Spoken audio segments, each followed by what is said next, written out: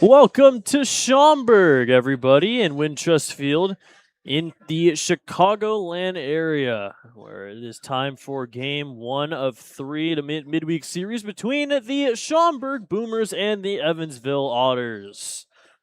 Well, the Otters ended up sweeping Florence back on Sunday with an 11-8 win. They were down 8-3 in the seventh inning and scored 8 runs in the seventh. But let's go back a little bit to the start of the game. Florence brought 2 runs across on the 2-run single from Brendan Bobo. And then the Otters tied the game up at 2 with a sac fly from Marcos Gonzalez and a RBI single from Blake Robertson. Both teams exchanged solo home runs between Garrett Broussard and Sam Linscott. Then Florence took the lead back in the 5th inning on an RBI single from Broussard, scored 4 in the 7th to make it 8-3. That was on the backs of a bases loaded walk to Cole Brandon and a 3-run double to Brett Blomquist. But the Otters absolutely exploded in the bottom of the 7th inning. Had 13 men come to the plate. It went walk, single, sac fly, walk, hit by pitch, single, double, walk, sac fly, walk, and fly out to left field to take an 11-8 lead, and that was a lead that they would not revoke as the Otters picked up their 56th win of the season. Now at 56-34, the magic number is down to 4, so they can clinch as early as tomorrow. If the Otters win today and tomorrow, Windy City loses today and tomorrow, they're playing Mississippi for 6. And the Otters will clinch here in Schaumburg, but it's looking very likely that if not Schaumburg, they'll clinch this weekend at home against Lake Erie. It's all about when we'll clinch and if we can keep up in the race to get that 1 seed. And it's been a very good past week for Evansville, going 5-1 against Washington and Florence. They're now 5.5 games up for that first wild card spot, and only 2 games behind Washington in the Central Division. So they could lead the division by Friday. There's already some games going on, though. Washington is in Gateway playing the Grizzlies this week. We have Brockton in New Jersey also starting soon. But right now, every other game's going on. Tri-City's beaten down East 2-0 in the 4th inning. It's 1-1 between Lake Erie and Florence as they play each other again. They got a doubleheader tomorrow. So that might be something to take a look at for the early slate. Windy City also plays Mississippi really early at around 11 tomorrow, but their game is about to start as well. Sussex is up 1-0 on Troyes in the 1st inning. Nothing doing between Ottawa and New York. And Joliet is playing Quebec. That's a long drive for Joliet. They're in Quebec playing the Capitals. Well, there's Garrett Simpson. He's getting the start today for the Otters against Schaumburg. This is going to be his 3rd start against the Boomers this season. His other 2 were in back-to-back starts on June 6th and June 12th, and they were pretty different from each other. The 6th, he threw 5 innings, gave up 6 hits, 4 earned runs, no walks, 2 strikeouts, gave up a homer. The Otters won that game, though, and they also won his start on the 12th of June, where he threw 6 scoreless with no walks, 5 strikeouts, earned what was his 3rd win of now 7. After his last start against Washington back on the 19th, he threw 6 scoreless again with 4 strikeouts and earned the win in the 6-3 victory against the Wild Things. So looking to get off to a good note here for the Otters against the Boomers. The Boomers are in 1st place in the West Division, but they've been kind of floundering as of recent. They got swept by Windy City, and after losing 2 of 3 against Lake Erie, they are now only 2 games back in the division in front of Windy City. They lost on Sunday 5-3 against the Crushers. Lake Erie scored 1 in the 2nd, 2 in the 3rd, 1 in the 4th, 1 in the 5th. They had a 5-1 lead, and Schaumburg almost came back, scoring 2 in the 7th, but they ended up leaving 12 on base, and Brandon Sittinger got the save to give Lake Erie the series victory. Speaking of saves, though, congrats to Joe Morrissey. Sunday, he got his first professional save, and also Anthony Tomczak got his first win of the season. But it's been a very long little stretch of road games for Schaumburg. They're back at home now, but they were on a stretch where they had 19 road games out of their last 24. They actually did not too bad considering the circumstances. They went 11-8 Now they're back at home, and they're a good home team. They have already beaten the Otters in a series here at Wintrust Field. They are 27 and 15 at home, the same amount of losses as Evansville. Evansville's 33 and 15 because they've played 6 more games at home. But that being said, Schaumburg has lost their last 2 games at home, which mentioned previously involved in the sweep against the Thunderbolts. I think the main key for Schaumburg, or at least for the Otters against Schaumburg, you got to hold them at bay early. The Boomers are outscoring their opponent 96 to 58 in the first 3 innings at home this season, 46 to 19 in the first inning.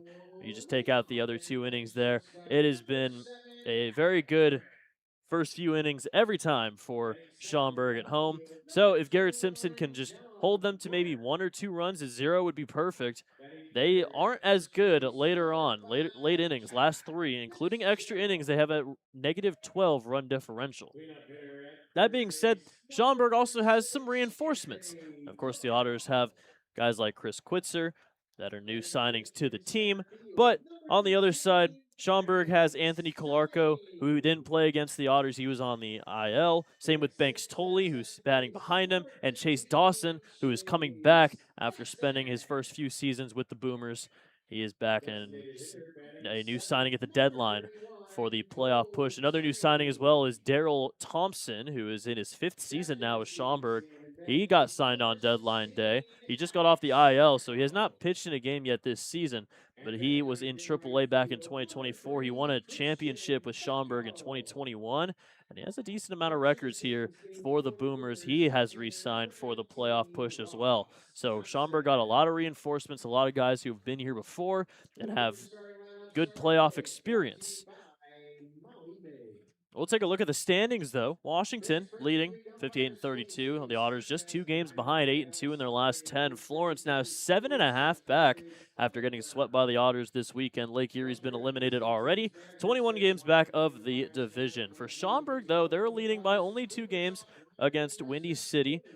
Gateway is 9 games back after a win on Sunday. They're 40 and 50, 4 and 6 in their last 10. Joliet is on the verge of getting eliminated there. Have to win today in order to stay involved in the playoff race, but they're barely hanging on by a thread. Mississippi's already eliminated, though, 36 and 53. In the Atlantic Conference, New Jersey's up just a game on New York with Down East, who's on a little bit of a heater. 6 games back of the division, still fighting for a wild card spot. Sussex, though, they're on a huge skid. They've lost their last 7 games and are now 40 and 49, 7.5 back of the division. Quebec clinched the division in the North on Sunday with their win. They're now 63 and 26, and they're looking as dominant as they usually are when you take a look at Quebec's squad. Ottawa 13 games back as they're in a wild card spot right now. Brockton is at 39 and 50. They're barely holding on, and Tri-City, Trois-Rivières both eliminated from playoff contention. So that's where we're at right now in terms of the clinching scenarios. Washington can clinch today. They're the only team, though, that can clinch. Their magic number is at 2. They can win against Gateway and have Windy City lose against Mississippi. They will clinch. And Joliet, they will be eliminated from the division contention with a loss and a win here for Schaumburg against the Otters. And they'll be eliminated fully with a loss or a Florence win as well against Lake Erie. So that's what we're looking like right now. It is just 2 weeks left. 2 weeks left in the season. The Otters have 3 games here. 3 games against Lake Erie, and then 6 games at Down East. Hopefully the Otters will have clinched already by the time we head to Down East. That'll make for a relatively fun road trip, but we'll have to see. We'll take a look at the umpires for today. Alex Lowry is behind the plate, calling the balls and strikes. Henry Schmulewitz at first, Elliott Brown at third. Alex Lowry, the crew chief in the last couple of series. Not the one this past series against Florence, but when we were in Washington, that was the crew there. So they took a series off from Otters games, and now they're back and ready to go here for game 1 of 3.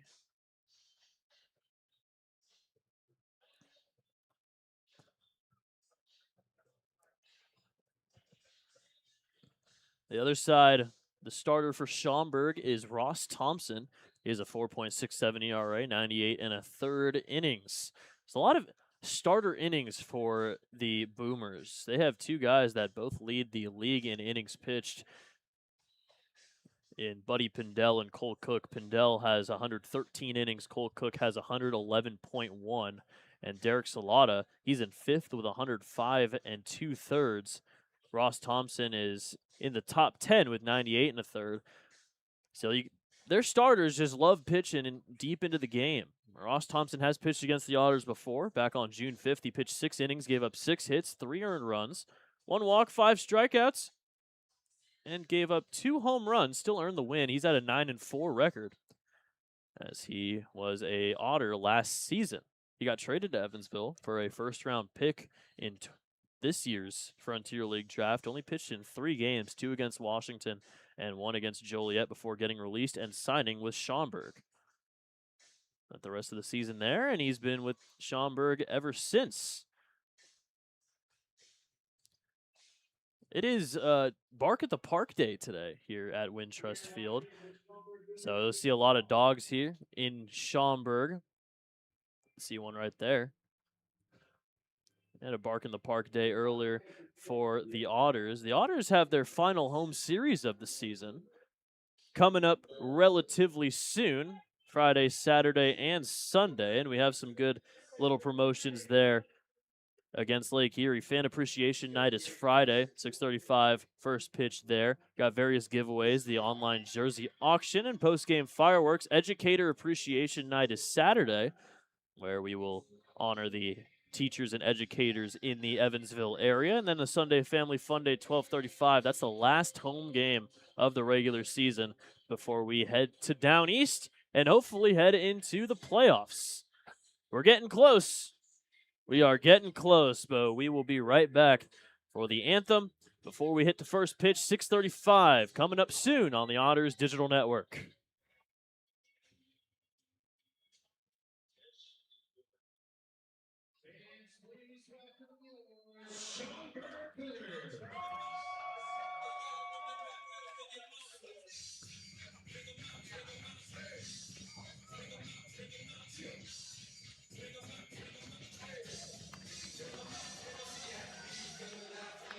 Ladies and gentlemen, at this time, we ask you please rise, kindly remove your caps, and turn your attention towards the flag of the United States of America, where it flies just beyond our center field wall.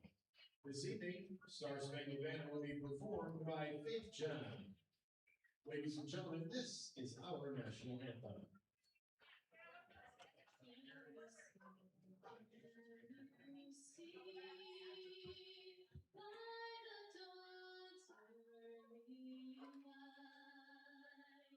What so proudly we hailed at the twilight's last gleaming, whose broad stripes and bright stars through the perilous fight o'er the ramparts we watched were so gallantly streaming, and the rocket's red glare, the bombs bursting in air, gave proof through the night that our flag was still there.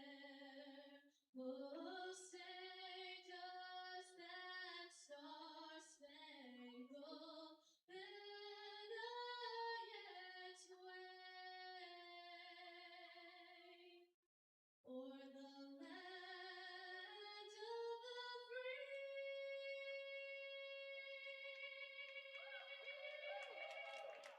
and the home of the brave.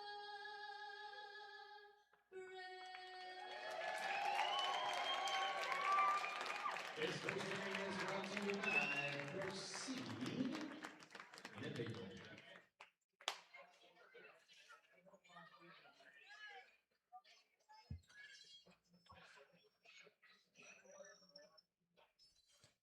Another big series on the way. Every series up until the end of the regular season's a big one.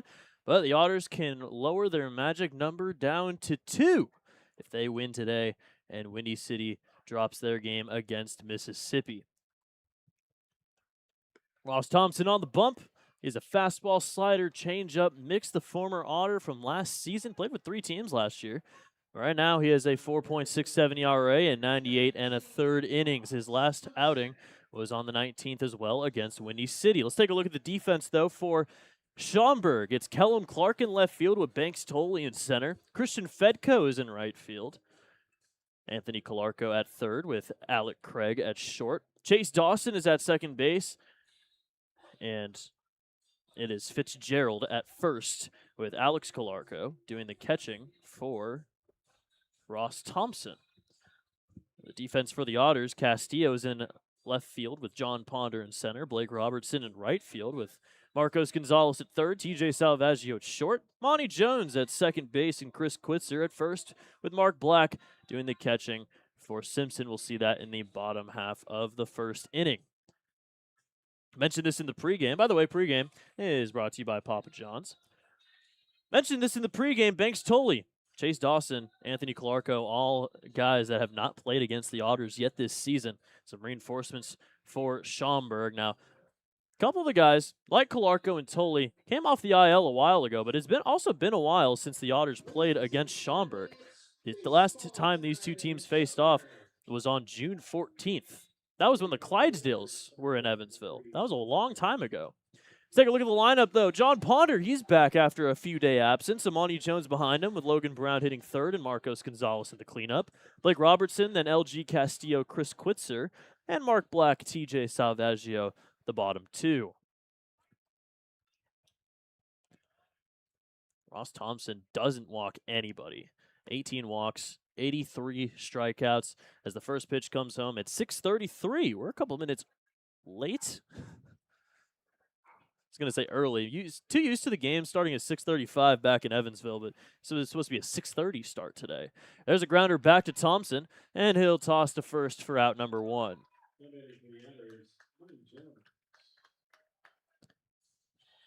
A bit of a quicker first out there for Thompson, and that'll bring up Amani Jones. Jones had a 1-for-12 series against Florence. Got his 100th professional hit, though. That home run, that made it 4-3 after Otters were getting no hit through 4 innings against John Gerard. First pitch is called a strike.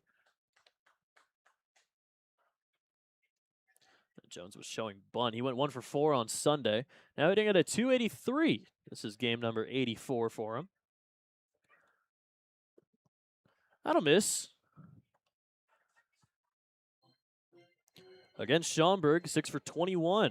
2 doubles, 2 walks, and 5 strikeouts. That is called a strike.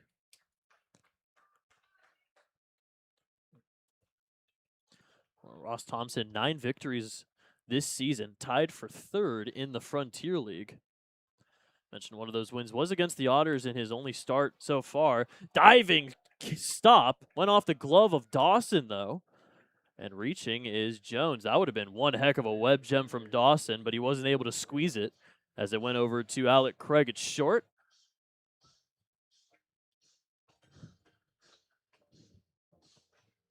That's going to be called a base hit. So Monty Jones gets the Otters' first hit of the day, and he's on first base with 1 out for Logan Brown.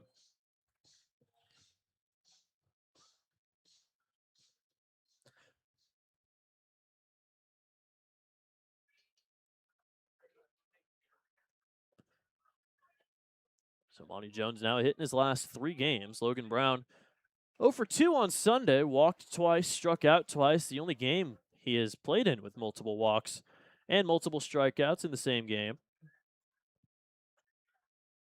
Has Jones on first now. 0-1 as time is called.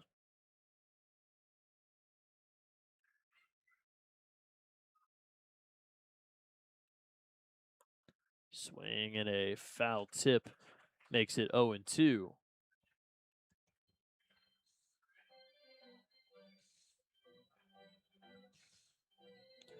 Well, the only guys with more wins than Thompson is Evan Webster, who we saw on Sunday, and Braden Alleman of Quebec. Fouls one off to the left side, and it remains at 0-2. No score here in the top of the first inning. Big series here between Schaumburg and Evansville. Schaumburg is looking to keep up their place in first in the division. I've been slumping a little bit as of recent, and that lead is dwindling. There's a blooper into right field for a base hit, and Amani Jones will head to second base. Throw goes there. Back-to-back singles for Jones and Logan Brown. Put 2 on with 1 out for Marcos Gonzalez.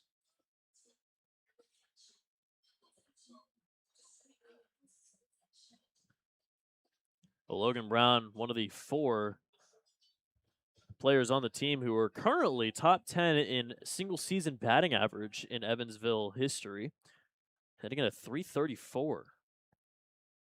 Gonzalez, another one at 333. LG also at 333, and John Ponder at 327. All of those heading into today's game. Still monitoring the single-season records. With how good this team is, could be possible that a couple of them at least get into the top 3. The 1-0 from Thompson.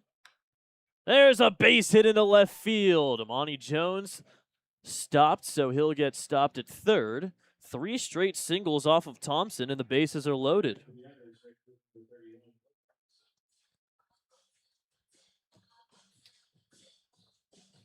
Blake Robertson.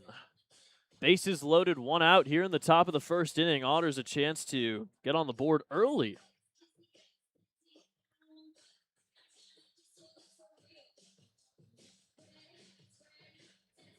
Robertson, 7 homers. With the bases loaded, he is 1 for 6. First pitch from Thompson is outside for ball 1. 2 grand slams this season. Well, I've always been talking about it. Haven't gotten that third yet. We haven't had a grand slam since June 30th. Swing and a miss, and it's 1-1. Robertson went 1 for 4, drove in 2 runs, but also struck out twice on Sunday against Florence. Ended up finishing 2 for 10 with 4 ribbies, a couple doubles, and a couple walks. Fouled back to the netting, and it's 1-2.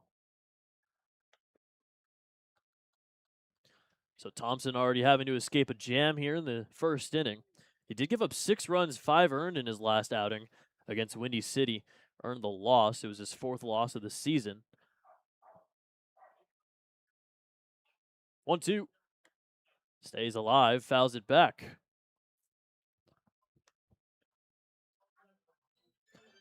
Now, Thompson has given up 12 home runs this season, including 1 in 4 of his last 5 starts.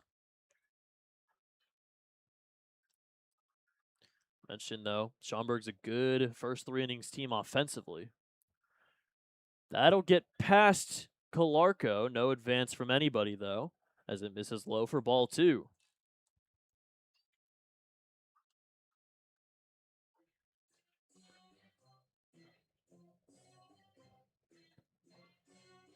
Corners in up on the grass here for Schaumburg. Middle infield in double play depth with 1 out. 2-2 from Thompson. That will miss low for ball 3. I mentioned Thompson doesn't walk anybody. 18 compared to 83 strikeouts, but he did walk 3 in his last start.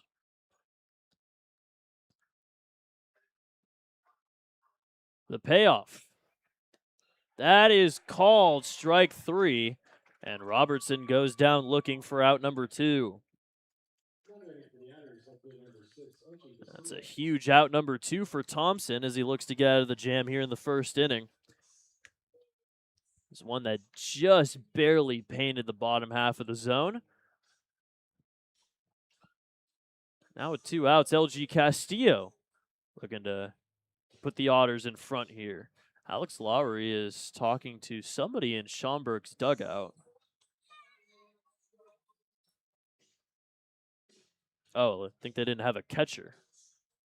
Calarco went back to the dugout to fix something up, I think, with his equipment, maybe his glove. Back out there, though, ready for the first pitch against Castillo.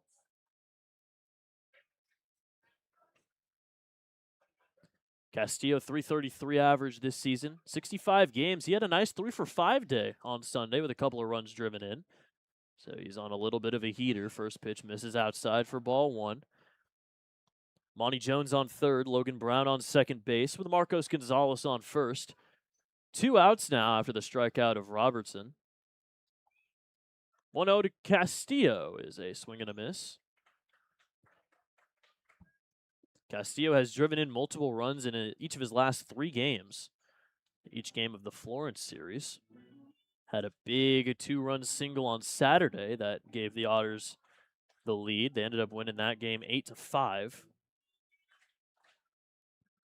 Had a good weekend. 1-1.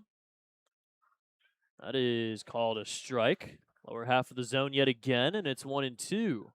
Thompson a strike away from getting out of the jam here in the first inning and keeping things knotted up at 0 for the first offensive frame on the side of Schaumburg. 1-2. That will just miss outside, and it's 2-2. Calarco tried to frame it, but Alex Lowry not falling for it. Count evened up.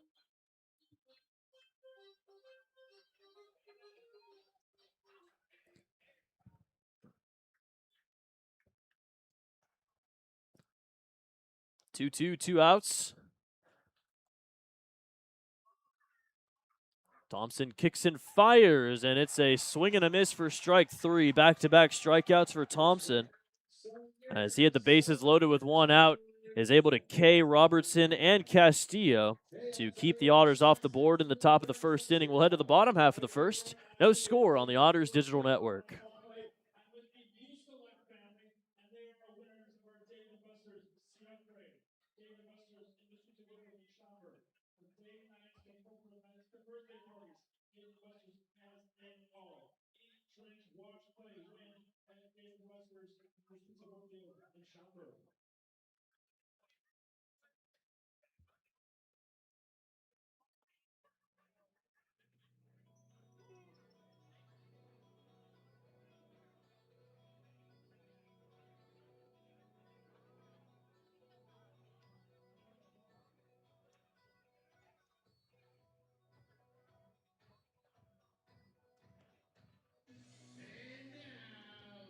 Schaumburg, standing at 6'7", the finest cartoon mascot you'll ever see, Boomer.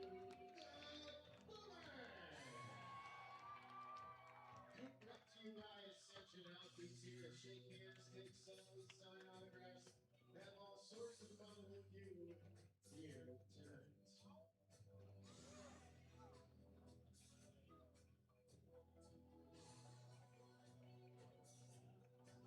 Fans coached on base paths for your Boomers. Fans' best friend Bill Prado down at first. And the skipper, Jamie Bennett, down at third.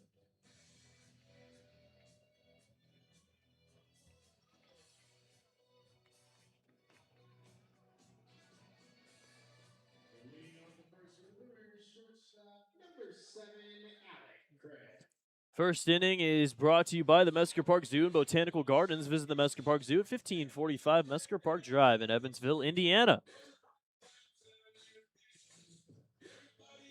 I'll take a look at the lineup for Schaumburg. Alec Craig leads it off with Kellum Clark behind him. Kyle Fitzgerald, top 3, leading off the bottom of the first inning. Anthony Calarco hitting 4th, Banks Tolley and Chase Dawson, 5-6. And the last 3, Cole Turney, Alex Calarco, and Christian Fedko. First pitch from Garrett Simpson is going to miss inside for ball 1. Simpson had a 4.20 ERA in 85 2/3 innings. He's given up 90 hits, 40 earned runs, and he also doesn't walk too many guys, 26. Inside for ball 2, Alec Craig is hitting at a 257. But boy, can the dude walk. He has so many walks this season. Leads the league, 85 of them. He has a fantastic eye, and he's already in a good 3-0 count here against Simpson.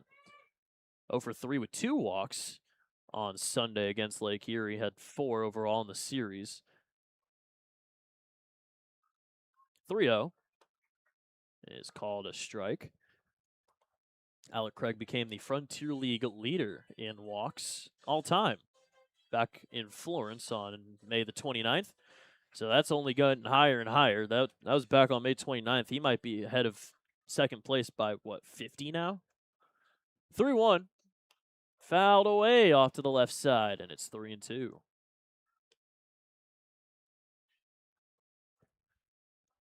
'90th game this season for Craig. Him and Kyle Fitzgerald both playing their 90th. Payoff from Simpson is low for ball 4. And it's another walk for Craig, number 86 this season. It's extending the Frontier League lead. He'll reach to start the bottom of the first, and that'll bring up Kellum Clark.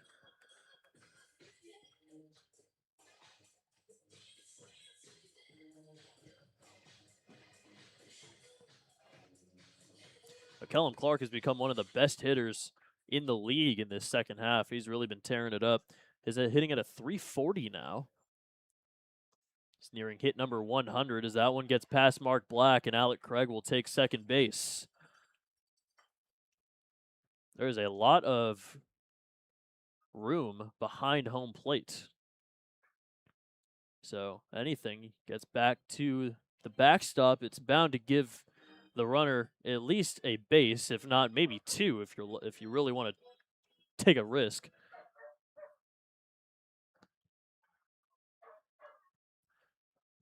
1-0 is called a strike. Runner in scoring position, nobody out here for Kellum Clark, as Schaumburg looks to take advantage of the Otters leaving 3 on in the top of the first inning and bring a run across first. 1-1 from Simpson is fouled over to the Schaumburg dugout. Kellum Clark hitting .408 with runners in scoring position, leads the team for guys that have more than 15 plate appearances. 31 for 76, 3 homers, has more walks than strikeouts with runners in scoring position as well. The 1-2, fouled away, this time to the on-deck circle where Kyle Fitzgerald is housed. He's not really in the on-deck circle. He's very much to the left of it.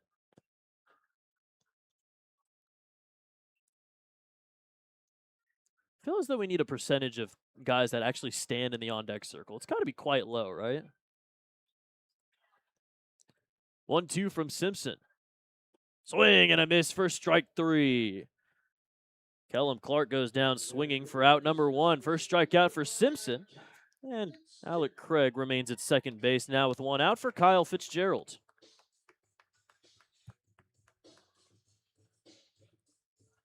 Well, for everybody watching on home team, you might remember Alex Lowry from that strike 3 call, because it is definitely 1 of 1. That's for sure. It's different, and I really enjoy that, though. There goes Craig. Called a strike, though, to third. It is not in time. Alec Craig will take third base. He's 90 feet away from scoring the first run of the day. That's his 25th stolen base, and he had a great jump there, as he was getting a huge lead off of second base, and Simpson didn't even notice. So he's at third now, 25 of 30 on stolen bases. 0-1 a little outside.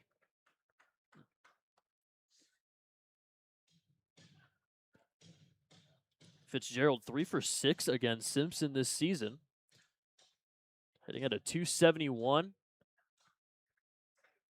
Went 2 for 3 with a homer and 2 RBIs on Sunday against Lake Erie. That is just going to miss outside, and it's 2-1.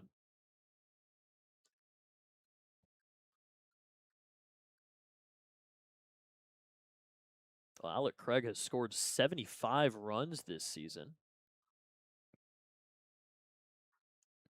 2-1 is going to miss just outside again.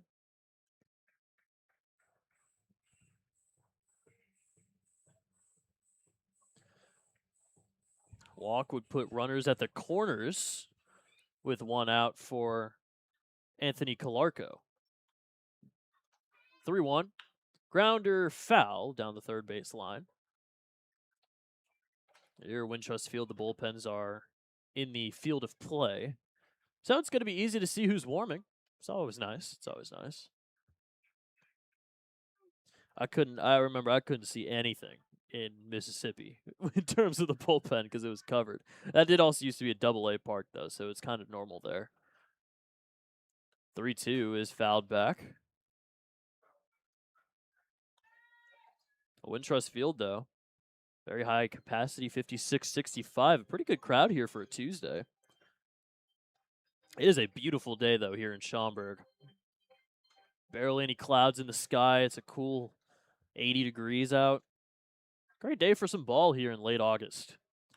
3-2 is there's a fly ball into center field. Ponder will make the catch. Tagging from third is Craig, and he will come in to score. Sac fly from Kyle Fitzgerald puts Schaumburg on the board first. It's 1-0.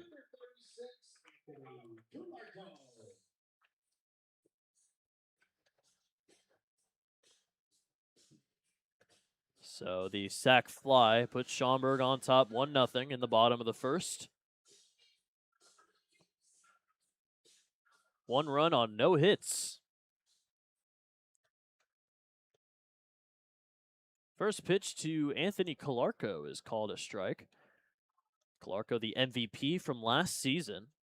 Started off a little rough. He was on the IL to start the season and started rough and is now hitting almost 300 with 14 homers and 70 RBIs.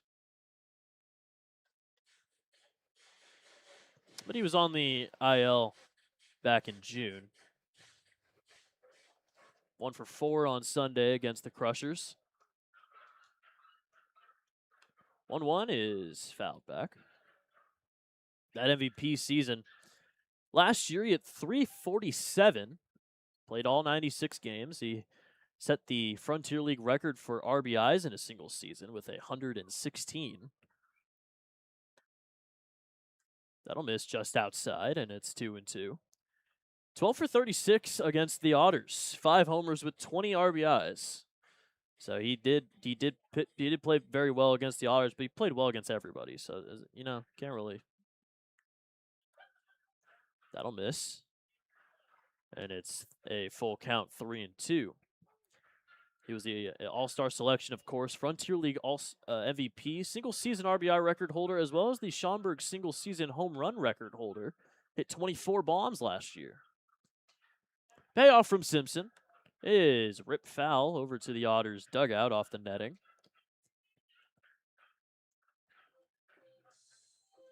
Calarco, Anthony, and Alex, the first pair of brothers to play for Schaumburg at the same time. Fouled away again. They had a Step Brothers bobblehead giveaway here, which I remember seeing when we were here back in mid-June, and it looked so nice. I really wanted to get one. It was like the Step Brothers picture, but it was Anthony and Alex. Oh, it looked so good. Payoff again. And another foul ball. It's a good battle here between Calarco and Simpson. Say 25 pitch first inning for Simpson. This is going to be number 26.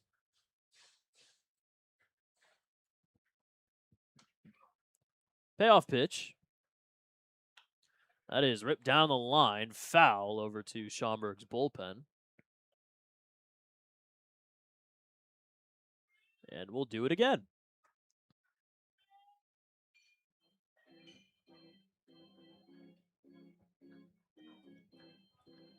Pitch number 9 in this at-bat.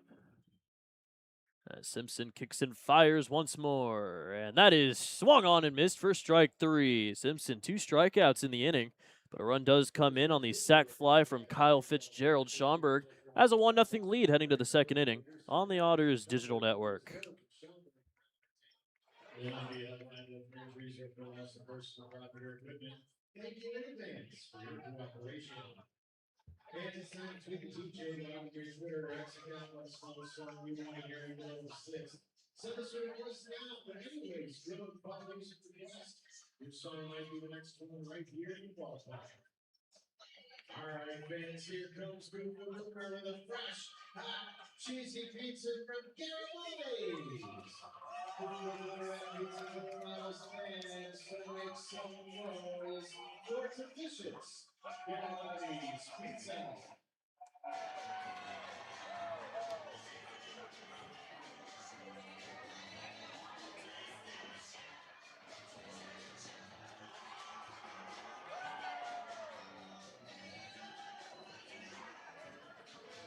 Enjoy that German pizza, compliments of Gary's, the official pizza of your Schaumburg Boomer. And the second inning is brought to you by Evansville Otters. And insurance.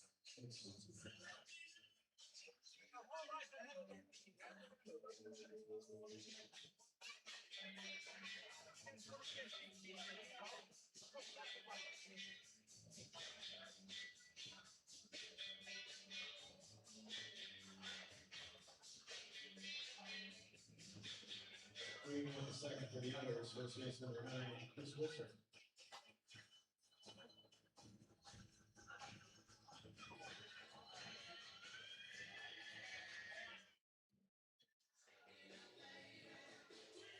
Those two strikeouts brought to you by German American Bank.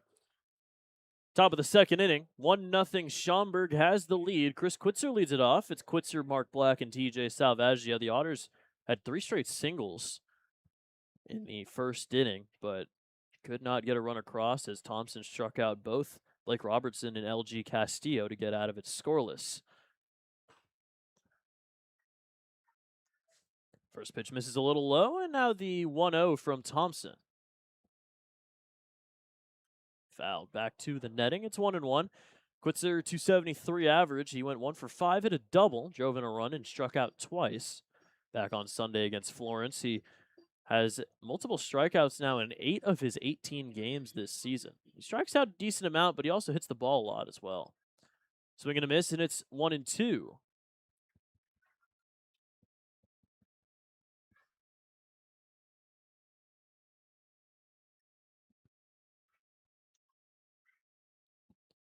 One-two pitch is going to miss in the dirt.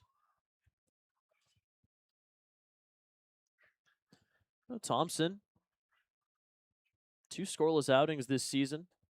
Both of them 6+ innings. This is his first outing. May 12th against Troyes and July 21st against Windy City. So that one misses outside for ball 3. He's one of 2 boomers this season with 10 strikeouts in an outing. And that was against Troyes back on May 12th.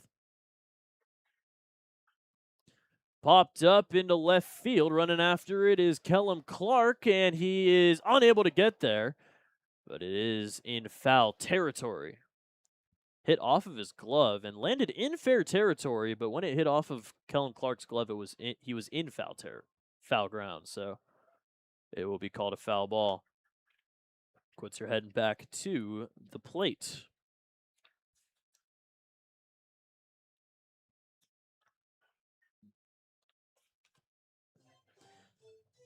Oh, the only other time the Boomers have had a double-digit strikeout performance was actually not that long ago, 10 days ago. It was from Cole Zafiro, 12 strikeouts on August 15th against Florence, but Schaumburg ended up losing that game, 4-3.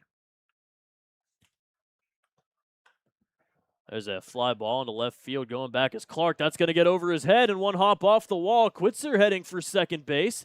Throw comes in there, and he will get there safely with a leadoff double.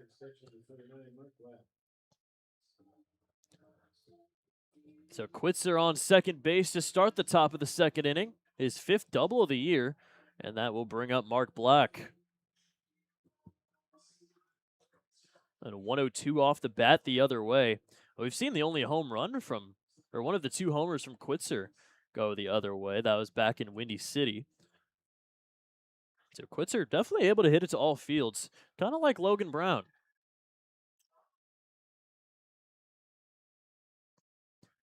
First pitch to Mark Black as he shows bunt, pulls it back, and it's a ball outside.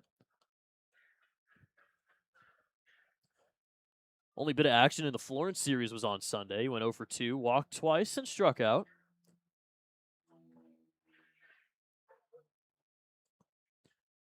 Corners crashing. Mark Black showing bunt again, pulling it back, and it's called a ball out yet again, 2-0. Trying to advance Quitzer over to third base.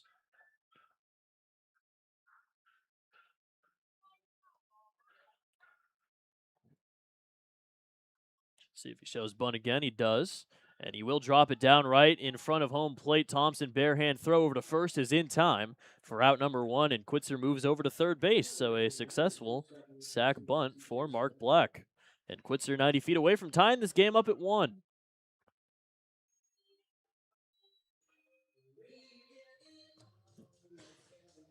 TJ Salvaggio, he is having one heck of a month of August. 14-game hitting streak. Still second in the Frontier League. Infield all the way in here with one out. First pitch is called a strike. Longest hit streak by an Otter this season is still Amani Jones' 15-gamer earlier in the year, but he could tie that if he gets a hit today.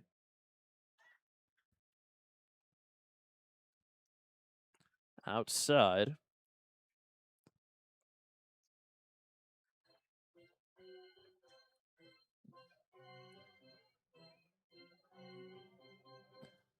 Still David Mendham, who has the highest hitting streak actively in the league. There's a grounder over to third, and Anthony Calarco will throw to first in time for out number 2, and Quitzer will stay at third base. So far, the Otters are 0 for 3 with runners in scoring position to start off the first 2 innings. Back to the top of the lineup, though, in John Ponder.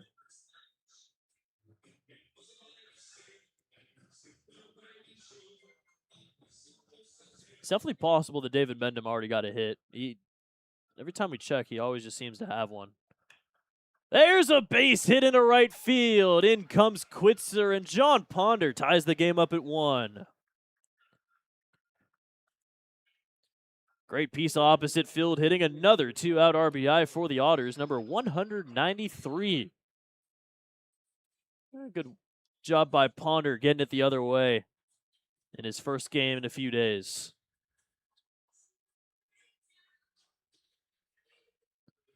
So 1-1 now as Amani Jones comes up. Ponder on first with 2 outs.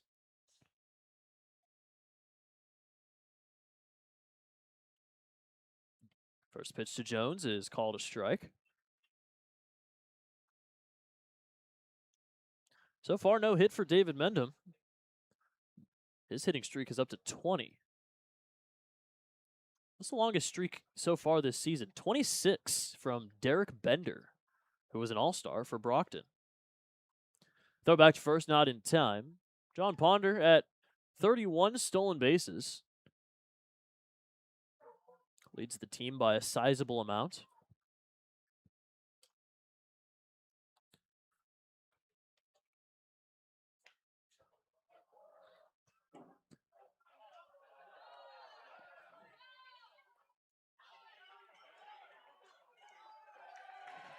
Oh, and 2 here to Jones. Time's called. Ponder's shoe is untied. Happens to the best of us. Well, for Thompson, he gives up a lot of ground balls. His ground ball rate at a 43.8%. Walk rate a 3.6. We've already talked about how he doesn't really walk anybody.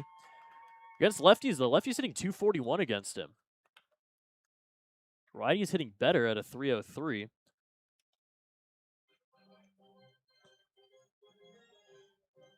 But he will not get his third scoreless start of the season. That run will be earned to him. Jones hit a single that was almost a great diving catch at second base by Dawson, but it just went out of the glove. Another foul ball in the same spot down the third base line, and it'll remain at 0-2.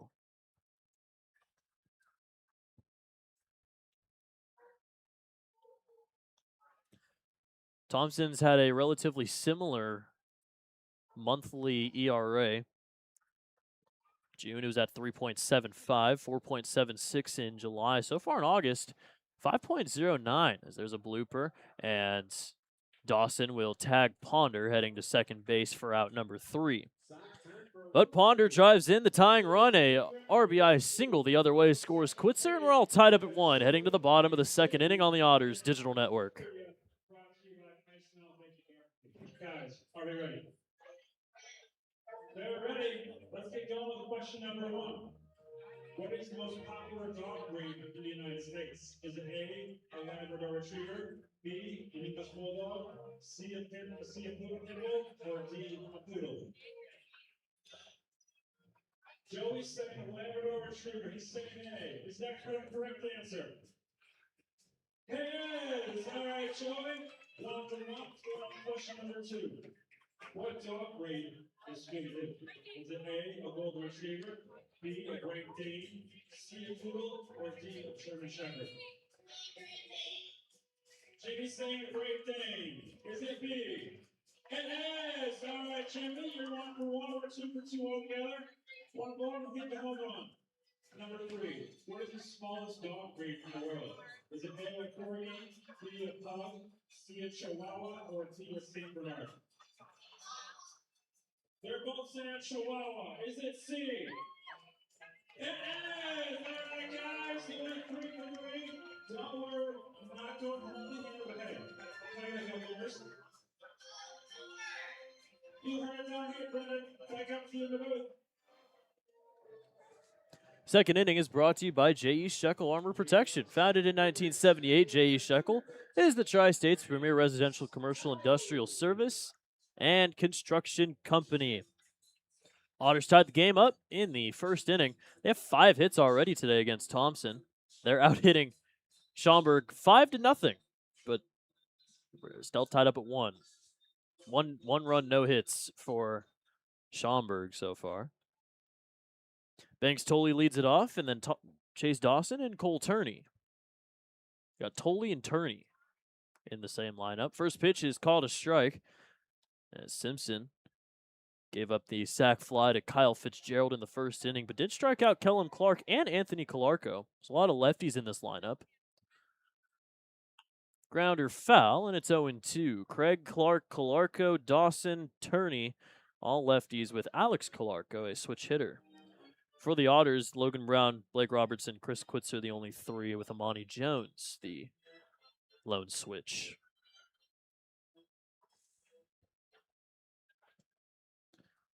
That means Bank Tolley, one of 3 true righties in the lineup.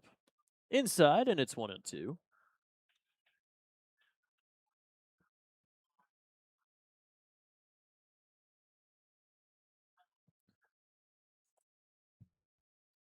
Simpson kicks and fires the 1-2. Swing and a miss for strike 3. Tolley goes down swinging. Third strikeout for Simpson, as he's already nearing his season high. He doesn't strike out too many guys, but so far he already has 3 through an inning and a third. That'll bring up Chase Dawson.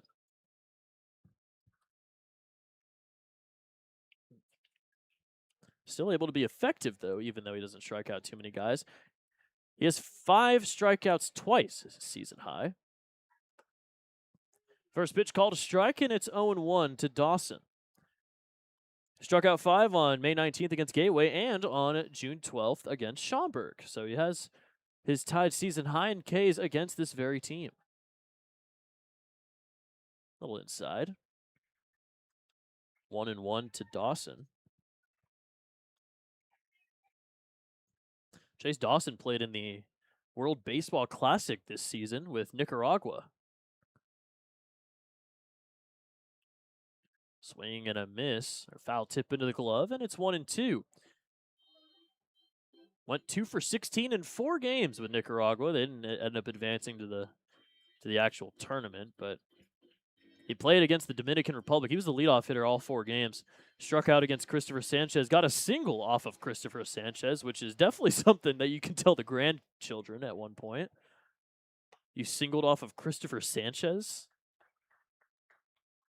I would be telling my family, my friends. Man,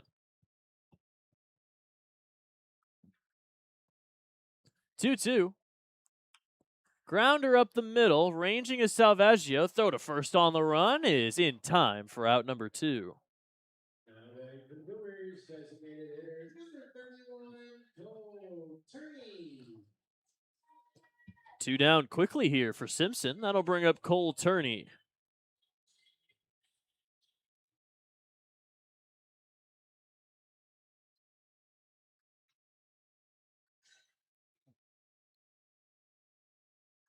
Cole Turney hit in .252 in 31 games. He hit a home run in each of his first 2 games this season, which were pretty separated. He played 1 game opening day against Lake Erie on May 8th. He hit a home run. He was on the IL. Came back when the Otters came here and played Schaumburg and hit a home run on June 6th against Evansville.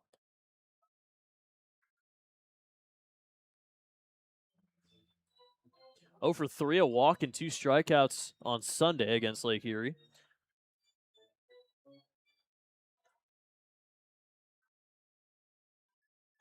2-0 from Simpson. There's a high fly ball into right field. Going back on it is Robertson, and that's going to get off the wall. John Ponder will throw it in as Cole Turney has his 6th double of the year.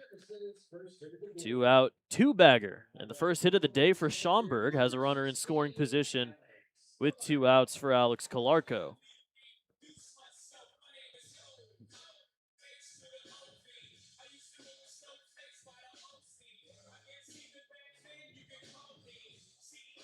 Well, Alex Calarco up for the first time against the Otters. He's in the ball pretty well. 5 for 13, a .385 average.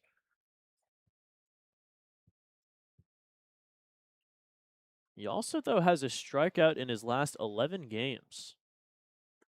Inside, and it's 1-0. Strikes out a decent amount. 55 games. He has 12 of them. Only 12 without a strikeout.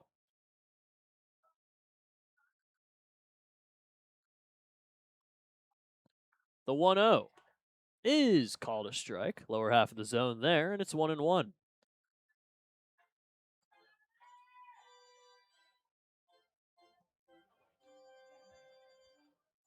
Both Schaumburg and Windy City losers of their last 2. So Schaumburg had a chance to get some ground in the division race with Windy City losing 2 of 3 in their series, but were not able to beat Lake Erie. I think Alex Calarco was about to let go of the bat on that last swing. He didn't, but he's going to go get some better grip for the bat. And now he's back at it.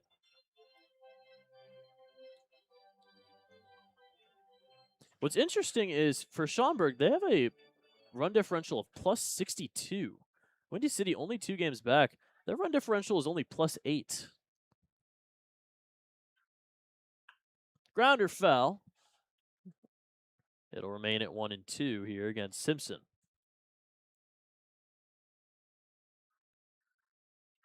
Maybe Simpson can get strikeout number 4 here. And would be 1 strikeout away from tying that season high. He did strike out 4 in his last outing against Washington. 1-2. Grounder foul again. See, the thing is, while Simpson doesn't strike out too many guys, right? He has a strikeout in every start this season. So every start, he's usually been ranging around that 1 to 5 strikeout area. He's very consistent. He's very consistent at what he does. Simpson will step off. That being said, it's a decently high pitch count already here. 1 2/3, 45 pitches thrown. Another 1-2, and another foul ball. We'll see 46 come to the plate. Cole Turney on second base after the double. First hit of the day for Schaumburg.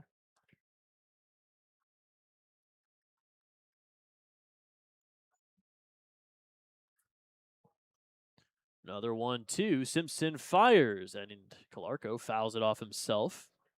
We'll do it again.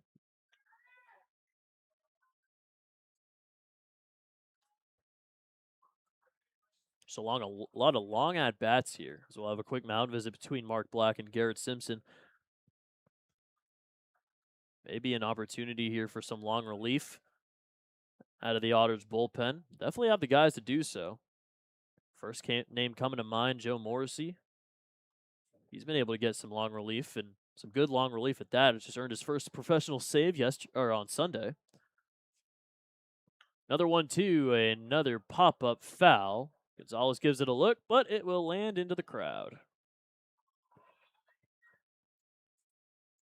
I will say we're in a decent foul ball into the press box spot right now here in Schaumburg. Now, of course, it's impossible to get a ball in Evansville, so every time we're on the road, I always feel like I have the opportunity to try and catch one, and I'm gonna be on the lookout. Another 1-2 from Simpson. Just misses. Makes it 2-2. The battle continues here.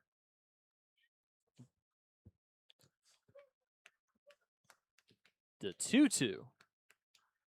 Swung on and missed, strike 3. 4 strikeouts in the first 2 frames for Simpson.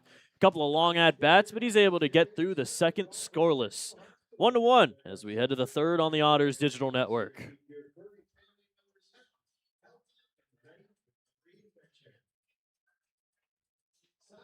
like we got some forklifts. Looks like we got some racers. I hope that means we're in the forklift race. Oh, we do indeed, Bradley. We got a fantastic forklift coming our way. Brought to you by Rat Rights. Elsewhere in Minnesota, get all things situated. We got 2 contestants today. I got my boy Henry in yellow and Clara in red.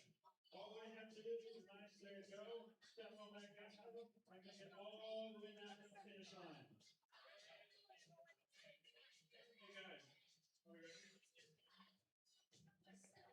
They're ready, so let's get started in 3, 2, 1, go! And they are off. It's be a neck and neck start.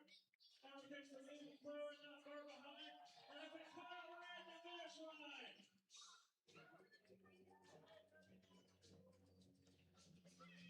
Don't worry, guys, don't worry.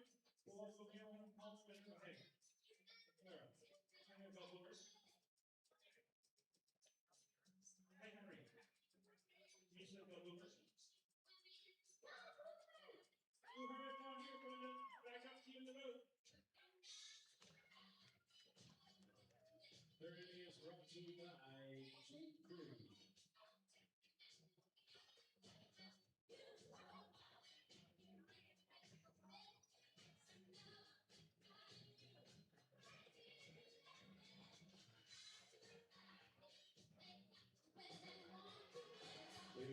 Top of the third. Beautiful day here in Schaumburg as we are all knotted up at 1. Ross Thompson back out there as he'll face off against Logan Brown, Marcos Gonzalez, and Blake Robertson. The 3-4-5 hitters in the Otters lineup. Otters trying to get their first lead of the day. Now, the Otters, when their opponent scores in the first inning this season, is 18-23, which isn't terrible. It's under 500, but it is not terrible. And so far, they're 15-7 in August, 11-2 at home. They've had a monster home record in August, but 4-5 on the road. As there's a slow roller over to short, Alec Craig tosses it over to first, and that's out number 1.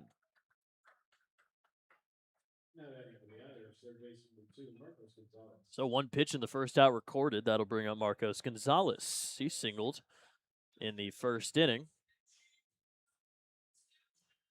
Hit number 106 for him this season.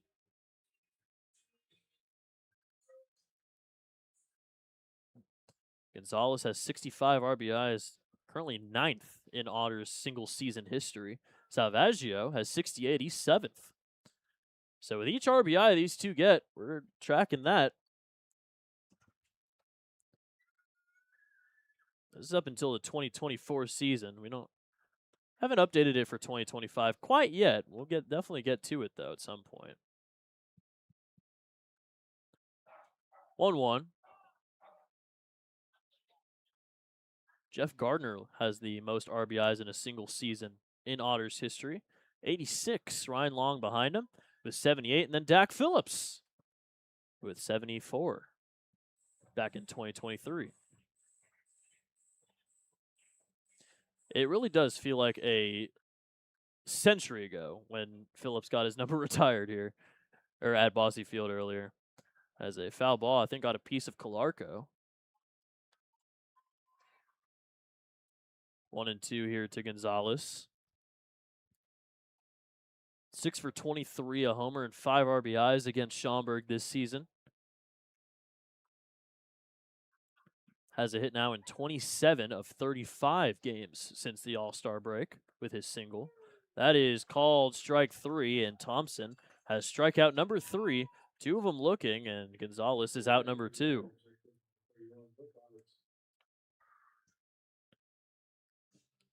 Tie ball game at 1 here in the top of the 3rd inning, 2 outs, and Blake Robertson up for the 2nd time. He was the first recipient of the 3 strikeouts so far for Thompson. Struck out looking for the 2nd out in the 1st inning. First pitch is going to miss low.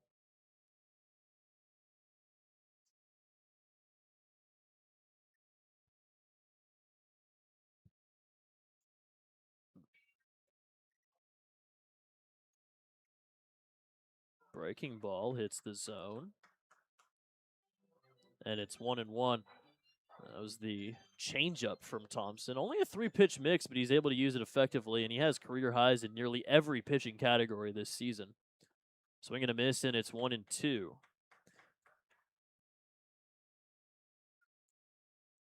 Didn't necessarily pitch all too much in his other professional seasons.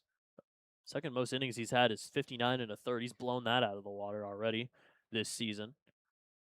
So he's just been a starter all year. He was with Florence for 2 seasons, though, before his time with Tri-City, Evansville, and Schaumburg in 2025.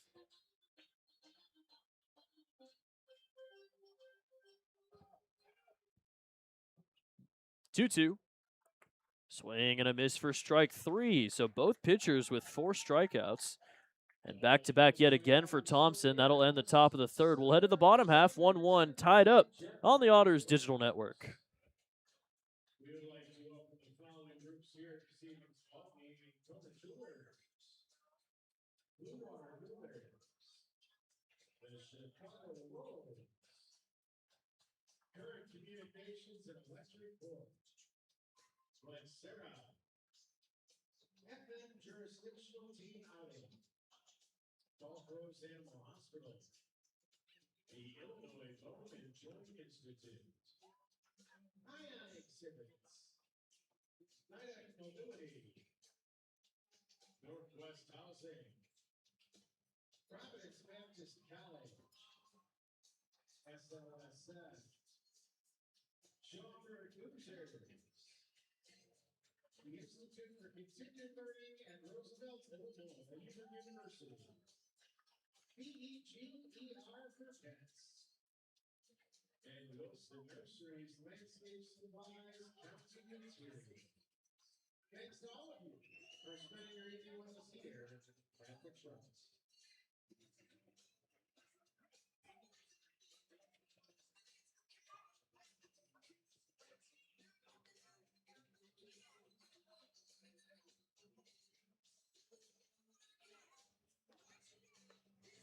Leading on the third for the Cougars, right fielder number 3, Christian Becko.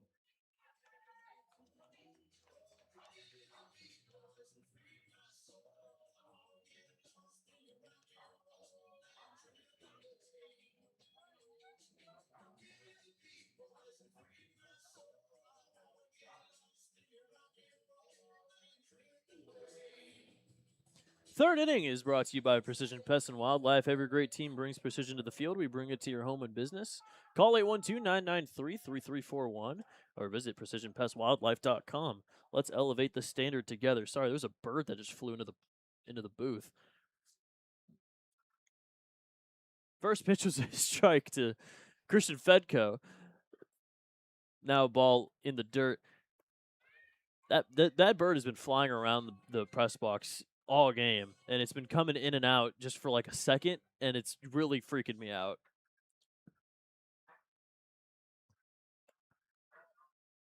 That'll miss.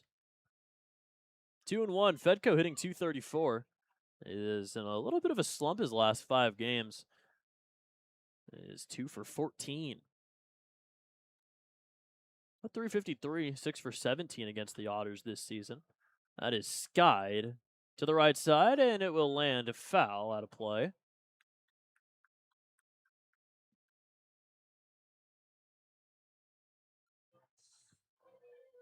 Four strikeouts so far for Simpson. Really gunning for that career, or that season high. That'll miss low, and it's a 3-2 count. The last thing you want if you're Simpson is a long at bat, considering the amount of pitches already thrown today. It's been good so far. Mentioned in the pregame that if you hold Schaumburg at bay the first 3 innings, that's usually when they do most of their damage. Popped up into right center field. John Ponder will call off Blake Robertson to make the catch for out number 1.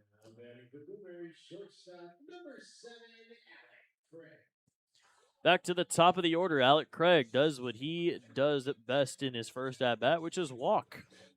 He walked in the first, came around to score on the sac fly from Fitzgerald, the only run brought home by Schaumburg so far.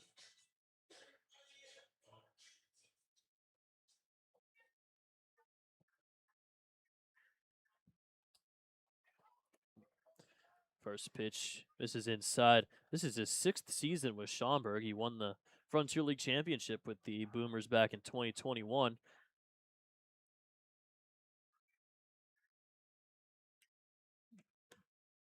That'll miss high and away. On June 6th, Craig became the leader in franchise history in games played. Who did he surpass? Chase Dawson, who's back. So he's not going to gain any ground in the race right now with Dawson on the team as well, but he's already clinched the record. So that one misses inside, and it's 3-0. Sorry, 2-0 to Craig. No, 3-0. It was a 3-0 count against Craig in his first at-bat. Ended up going to 3-2, but he did walk. Call a strike, and it's 3-1. Craig has 22 games this season with multiple walks. Season high is 4. That was back on the 1st of August against Mississippi. 3-1. There's a ground ball over to second base. Amani Jones ranging into the outfield grass as he'll throw to first for out number 2. So no second walk for Craig. Instead, out number 2 for Simpson. And that'll bring up Callum Clark.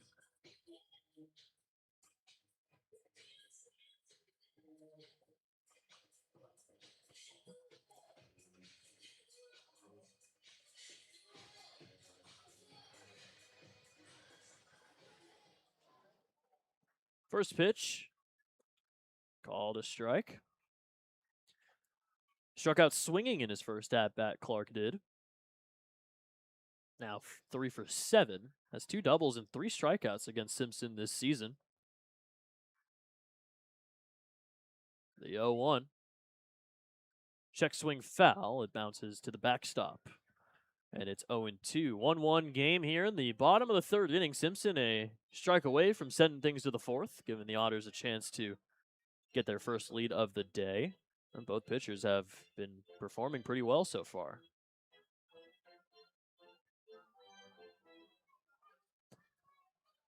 These are 2 teams that are actually in a dead tie in ERA. Swing and a miss for strike 3. Ties the season high 5 strikeouts for Simpson as he gets Clark swinging for the 2nd time.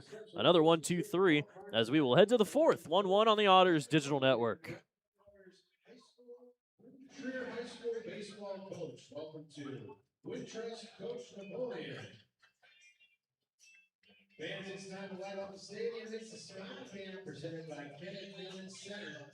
Shows those pearly whites, big smiles, big energy. You just might see yourself up.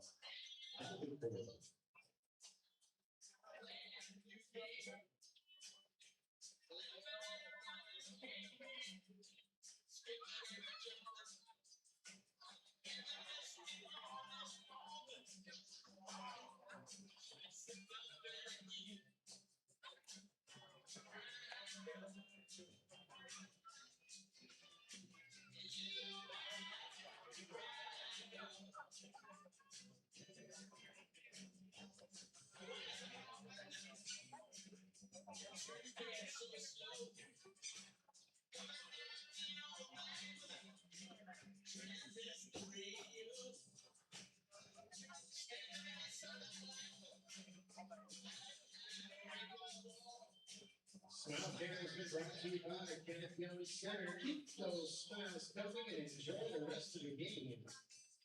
You never know when it might be back. Fourth inning is brought to you by On the Mark Beauty and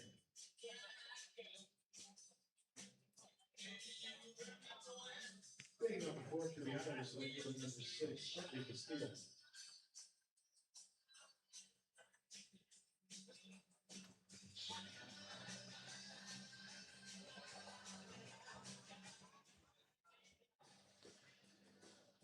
Nice sunset here in Schaumburg.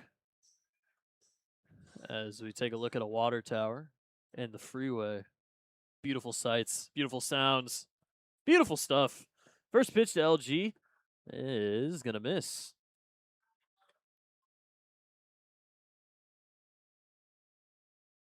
So Simpson's career high in strikeouts is 6.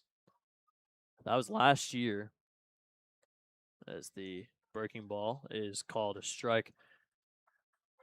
July 2nd against Mississippi last season. 5 innings, 5 earned runs, 6 hits, 3 walks, 6 strikeouts. Earned the loss in that one. But he's tied his season high and is looking now to tie his career high. He only did it in 3 innings. Off the glove of Thompson over to second base. Dawson throws to first in time. And that's out number 1. That is a 1-4-3 ground out for those of you that are scoring at home.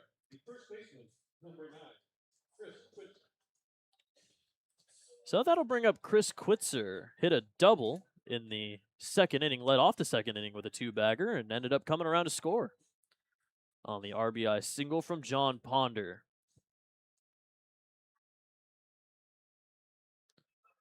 So off to a good start here against Thompson. Shows bunt, pulls it back, and it's low.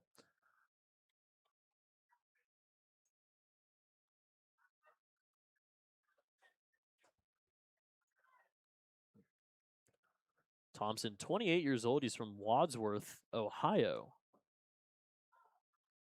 Called a strike, and it's 1-1.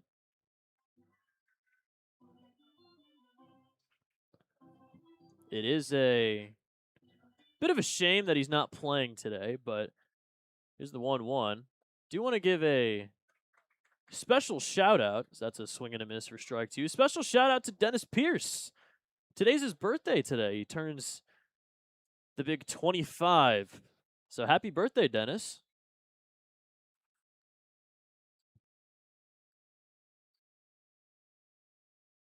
One, two. There's a grounder over to second base. Some more work for Dawson. He'll throw to first, and that's out number 2.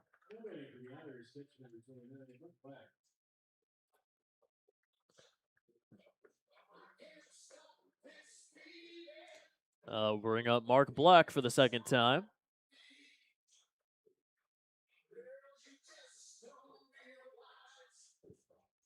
Had that sack bunt that advanced Quitzer to third and ended up helping Ponder drive him in. Has the bases empty here with 2 outs. And the first pitch is called a strike. Still tied up at 1 here in the top of the 4th inning. Wadsworth, Ohio, a little bit west of Akron, south of Cleveland.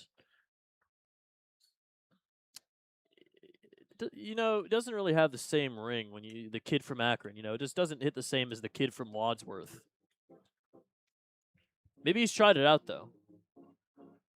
A quickly 0-2 here against Mark Black.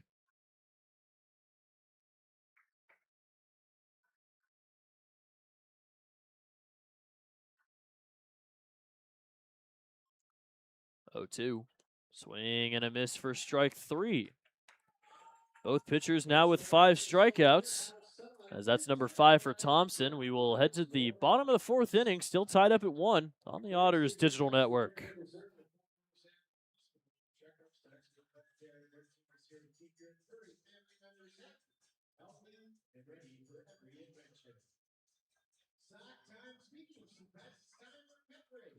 It is indeed, Brian, it is indeed. It is now time for the hometown pet partners Disney Bag Race. So let's make some noise!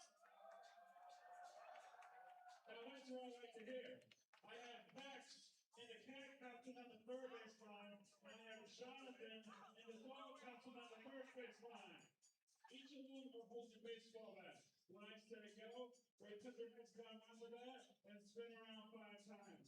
After that 5th time, drop the bat, run all the way down here, grab one pet toy, bring it back. Grab the second, bring it back. Grab the third, bring it back. The first we get all 3 back will be our winners here today. Max, are we ready? Jonathan, are we ready? Well, let's get spinning in 3, 2, 1, go! We got 1. We got 2 spins. We got 3. We got 4. And we have 5. Go, go, go! Max has got 1. Jonathan's got 1. Max has got 2. Jonathan's got 2. If it comes down to this, and it looks like Max, they'll be over here tonight by just a hair. All right, Max. All right. What are those special words I told you earlier? Get the move. All right, in the move down here, Brennan. Back up to the move. Leading on for the Hoopers, first baseman number 5, Kyle Fitzgerald. There's a plane. It's a plane. For everybody watching on HTN, of course, there's a plane in the sky. I like these cinematic shots. Really nice. Really nice stuff. Kyle Fitzgerald leads it off here, bottom 4, 1-1. It's only 1 hit for Schaumburg, the double from Cole Turney. It's Fitzgerald, it's Anthony Calarco, and it's Banks Tully leading off the 4th against Garrett Simpson.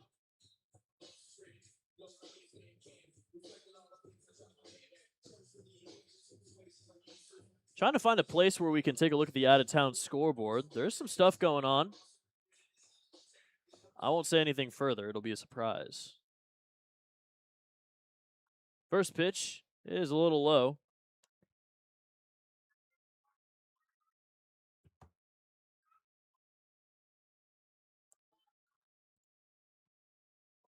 Fitzgerald hit the sac fly. That brought in the only run of the day so far for Schaumburg. It was RBI number 61. Team leader in RBIs is Kellum Clark and Anthony Calarco.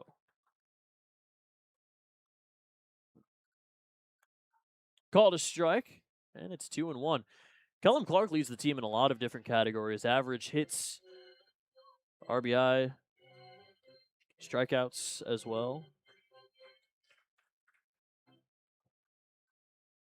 He's nearing that 100-hit mark, though, on the season, as he fouls one off himself, and it's 2-2.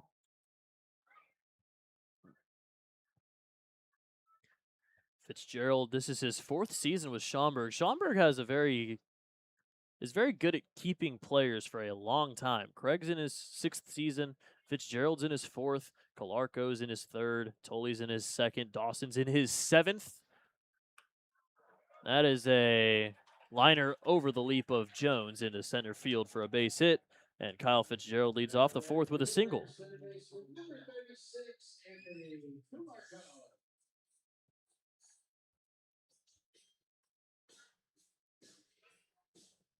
If we take a look at the pitching, Buddy Pindell, 2nd season. Cole Cook's in his 3rd.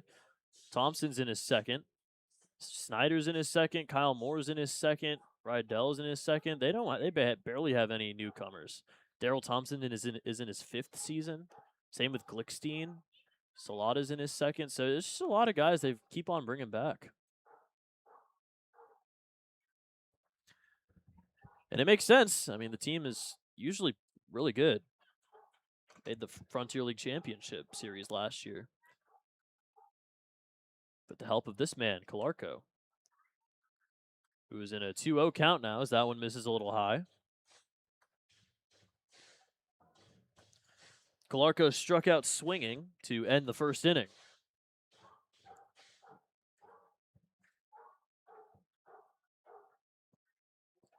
Throw back to first, and not in time. Caught Fitzgerald taking that extra step off of first.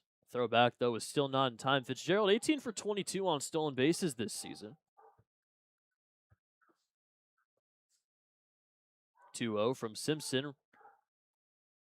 A little bit of a deke run at first from Fitzgerald as that one's called a strike.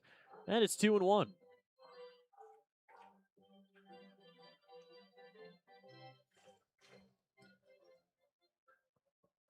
Clarko grounds one down the first baseline foul. He has he has 11 multi-hit games. Or multi-strikeout games, sorry. A little bit of a weird situation, though, with the multi-strikeout games, because he had a multi-K game in 6 of his first 9 games. But now in his last 62 games, he only has 5. So I don't know what was going on at the start of the year. He was slumping a little bit, as mentioned previously, but that is crazy. He only has 5 in his last 62 games. Throw back again, and another one close, but not in time. Fitzgerald really taking risks over there at first base. Dancing, extending the lead a little bit. See if he goes here. Simpson. 2-2. Grounder into right field for a base hit. Big gap in between first and second base. Calarco finds it. And back-to-back singles lead off the 4th inning for Schaumburg. Number 13, Banks Tully. That'll bring up Banks Tully.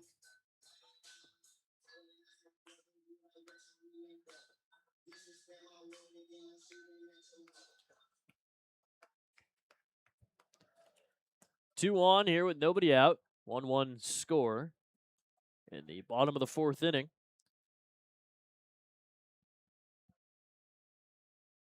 Tully hitting .322 with runners in scoring position. First pitch is called a strike, lower half of the zone.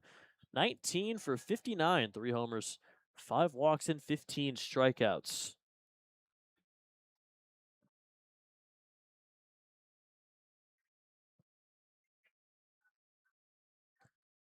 Simpson's 0-1. Bunt showed, pulled back, and it's called a strike. It's 0-2. 36 RBIs for Tully. Only in his 49th game, as mentioned, he spent a lot of the season on the IL, including during both series in July against the Otters. Simpson's 0-2 is in the dirt. Good block from Mark Black as it gets in front of the plate. No advance from either runner at first and second.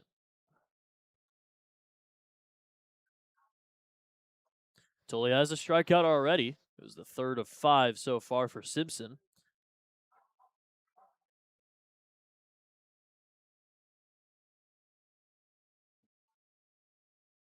One, two. Couple looks back to second base. Now he kicks and fires a liner down the left field line, but foul. We'll do it again at 1-2. Fitzgerald on second with Anthony Calarco on first. Nobody out after back-to-back singles lead off the bottom of the 4th. Schaumburg trying to get the lead back here. Simpson's 1-2 yet again. Check swing over to first, and he did not go around. It's 2-2.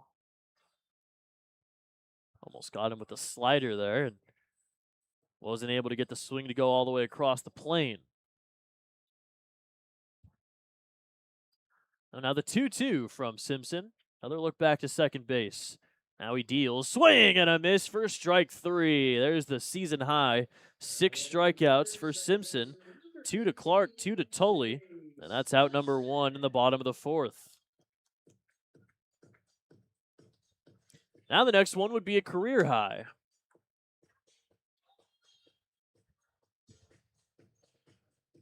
Chase Dawson up for the 2nd time. He grounded out to Salvaggio in his first at-bat. First pitch grounder over to first. Quitzer will toss to second for 1. No throw to first as Dawson made it in time. A fielder's choice does get the 2nd out, but now it's runners at the corners. Number 31, Cole Turney. So the fielder's choice, it'll be a 3-6 that allows Dawson to reach. Fitzgerald at third now with 2 outs, and Cole Turney, who already has a double today, has the go-ahead run 90 feet away.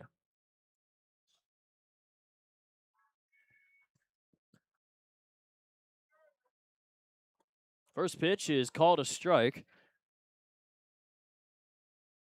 Turney 26 RBIs this season.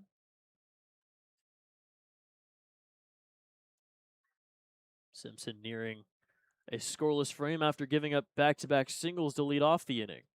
The 0-1. Fly ball into center field. That'll drop in for a base hit. Coming in to score is Fitzgerald. And the RBI single for Turney, his second hit of the day, puts Schaumburg on top 2-1. Number 16, Alex Calarco.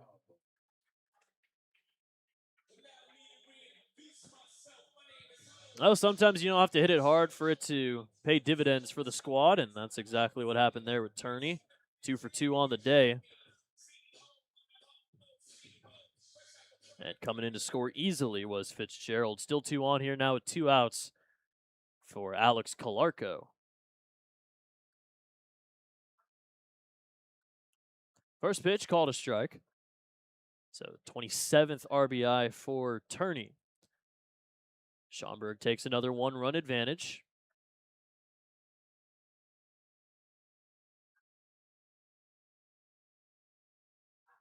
The 0-1. Swing and a miss. Quickly 0-2 here against Calarco. Already has a strikeout today.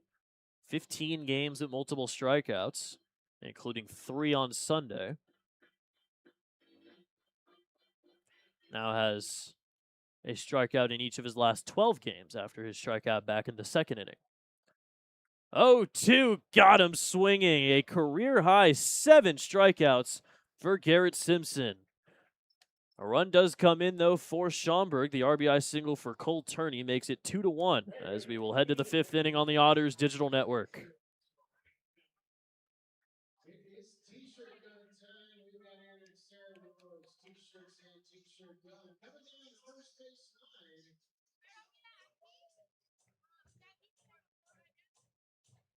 Here comes T-shirt number 1.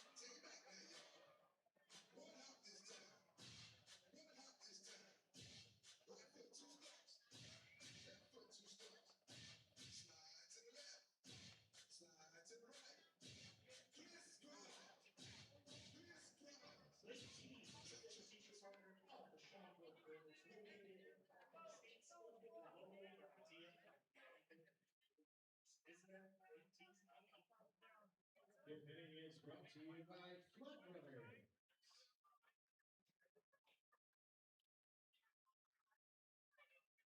Leading on the pitch for the Otters, shortstop number 19, TJ Salvaggio.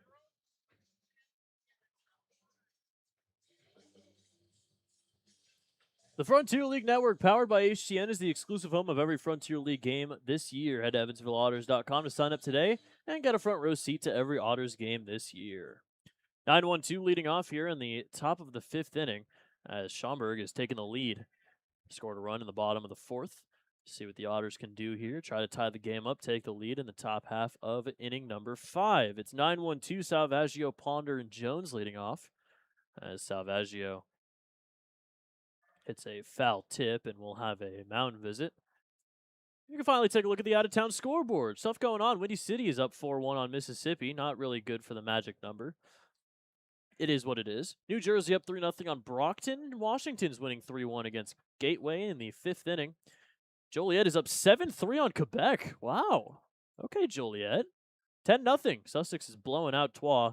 3-3 between Ottawa and New York. That's a big series in the Atlantic. So that one will hit Salvaggio on the shoulder.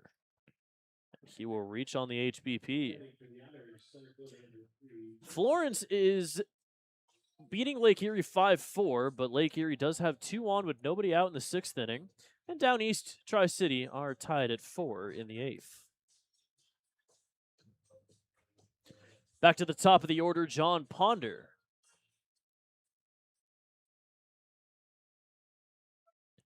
So Salvaggio doesn't extend the hitting streak quite yet, but the on-base streak is now at 15 straight games.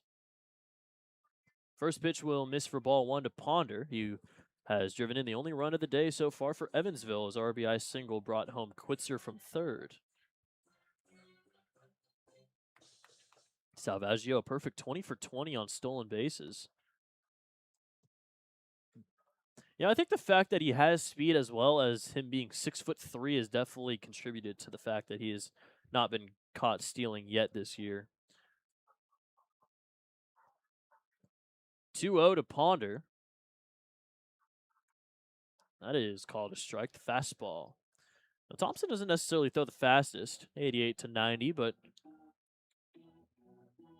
does have a lot of great control and location on his pitches. There's a fly ball in right field, and making the catch out there is Fedko. Taking the trek back to first base is Salvaggio, as that is the first out.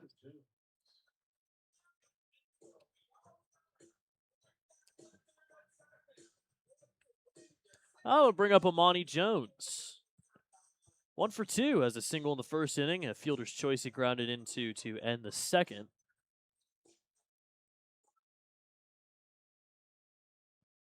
Runner on first now with 1 out.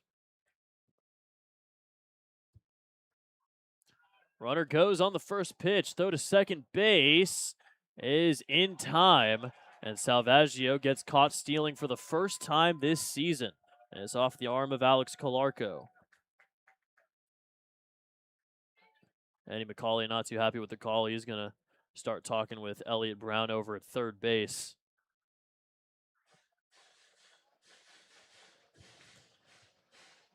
So the perfect streak is over. Salvaggio gets caught stealing for the first time this year. And that is now 2 outs on the board with the bases empty. An 0-1 to Jones. Fouled back to the netting, and it's 0-2.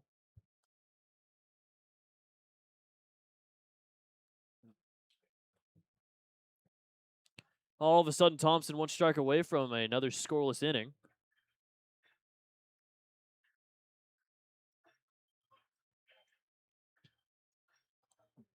The 0-2 to Jones. A swing and a miss for strike 3. And that will do it for the top of the 5th inning. 6 strikeouts for Thompson. As the help of Alex Calarco gets a 1-2-3 top of the 5th. Halfway home here at Wintrust Field. Schaumburg, a 2-1 lead on the Otters Digital Network.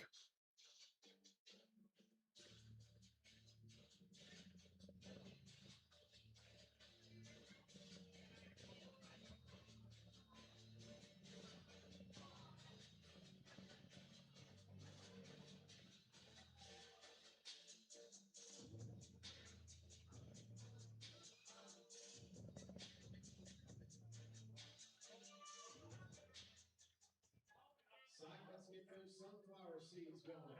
Oh, they will be running. They will be moving. They will be moving. I'm with Haley down here in the pit, and she's my contestant today for the Scrappy Sunflower Seed Bucket Shuffle. On that video board right there, there's going to be 3 buckets. One of them is going to have a sunflower seed. All you have to do is memorize which bucket the seed is in, and they get this correct.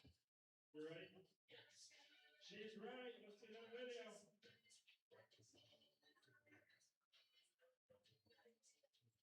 All right, we got number 1 on the left.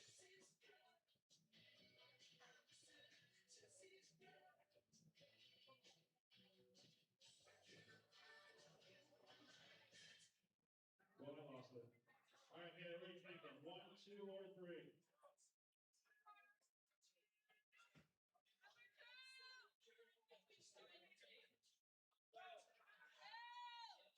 CO2 is 2 the correct answer. Oh, so close. Don't worry, Haley. Don't worry. We'll go home away with me. Am I going to bring the booth? Oh, we're bringing the booth down here, Brendan. Back up to you in the booth. Leading off the 5th for the Boosters, right fielder number 3, Christian Fedko. Fifth inning is brought to you by Buffalo Wild Wings. We all know about the bottomless apps. They are here. They have been here all season. Dine in only. Visit either Evansville locations, 5405 Pearl Driver, 715 North Green River Road for details as we get another cinematic view of the sunset here in Schaumburg. First pitch is called a strike to Christian Fedko, who leads off. 9-1-2 Fedko, Craig, and Clark. As Garrett Simpson has a career high 7 strikeouts today. And he's already in a good 0-2 count against Fedko.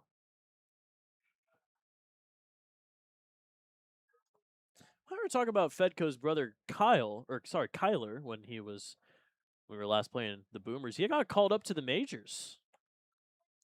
Just outside.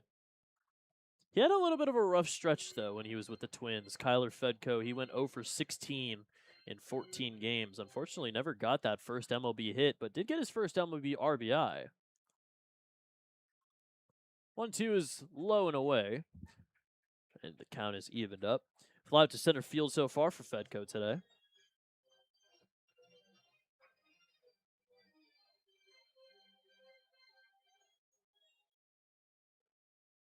Two. There's a fly ball into the gap in left center field. That's going to get down all the way to the wall for extra bases. Fedko heading to second base. He will stop there. A leadoff double for Christian Fedko, his 15th of the season. And Schaumburg's in business again here in the bottom of the 5th.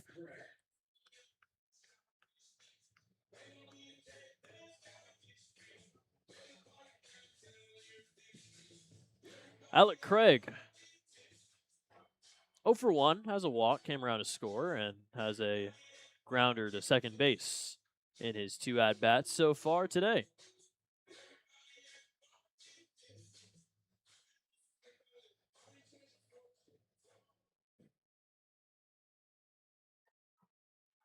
Chance to extend the lead here for Schaumburg. The first pitch from Simpson is a ground ball over to second base yet again. Amani Jones will toss to first, and that's out number 1. Advancing to third base is Fedko, and he is now 90 feet away from the third run for the Boomers.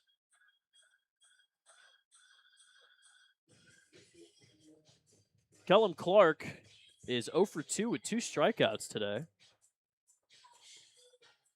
The 24th time he has struck out in multiple times in a game this season. Infield's up on the grass for Evansville. The first pitch from Simpson. Swing and a miss for strike 1. Good breaking ball there from Simpson.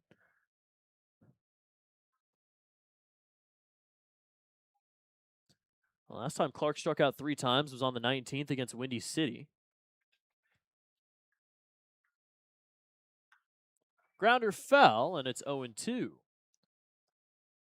Simpson could get number 8. We're reaching uncharted territory here for Simpson. It's a guy that induces a lot of contact. All of a sudden, he's mowing down hitters. 0-2. Fouled back to the netting as Clark just stays alive. We'll do it again at 0-2. 82 strikeouts now for Clark. One of the many lefties. Another 0-2 from Simpson. Check swing. Didn't go around, and it's 1-2. Almost got him. Almost got him on that slider, but didn't break the plane there.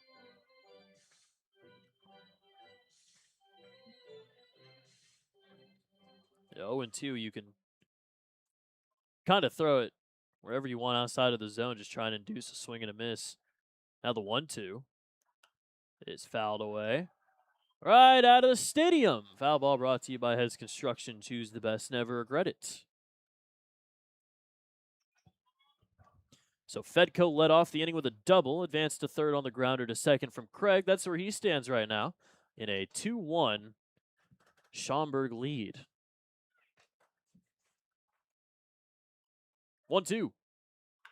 Grounder to second. Nice snag from Amani Jones. He'll throw to first in time. That's 99 right at him, and he was able to handle it cleanly and make the throw to first for out number 2. Fedko remains at third. And now the infield can back up.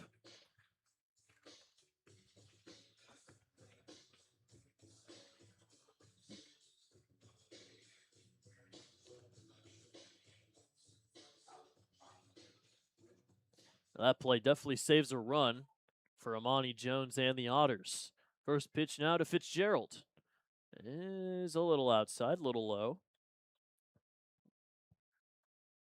Well, Fitzgerald does already have an RBI today. Sac fly in the first inning. Also singled and scored in the fourth. Now here in the bottom of the fifth inning with a runner on third and 2 outs. The 1-0 from Simpson is called a strike.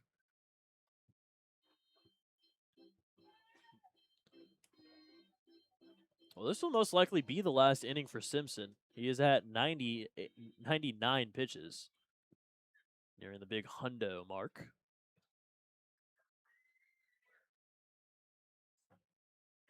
1-1. Just outside, and it's 2-1. Lake Erie scored 4 in the 6th inning. They've taken a 7-5 lead over Florence. If they lose and Windy City wins, that's gonna be something. Grounder foul over to the third base side. 1 run in the first, 1 in the fourth for Schaumburg. Just the 1 run in the second inning for Evansville. It's been a relatively low scoring affair so far in game 1 of this series. All 3 games, 6:30. Easy to remember before we head back home and play Lake Erie for the last home series of the regular season. 2-2. Ground ball up to the middle into center field for a base hit. Coming in to score is Fedko, and the RBI single for Fitzgerald. His second RBI of the day, as well as his second hit, makes it 3-1 Schaumburg in the bottom of the 5th inning.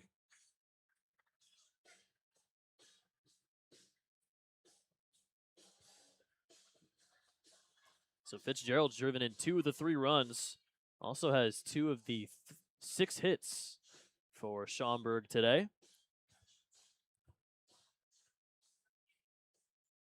Anthony Calarco with a man on first and 2 outs. A run in here for Schaumburg. First pitch, breaking ball called a strike.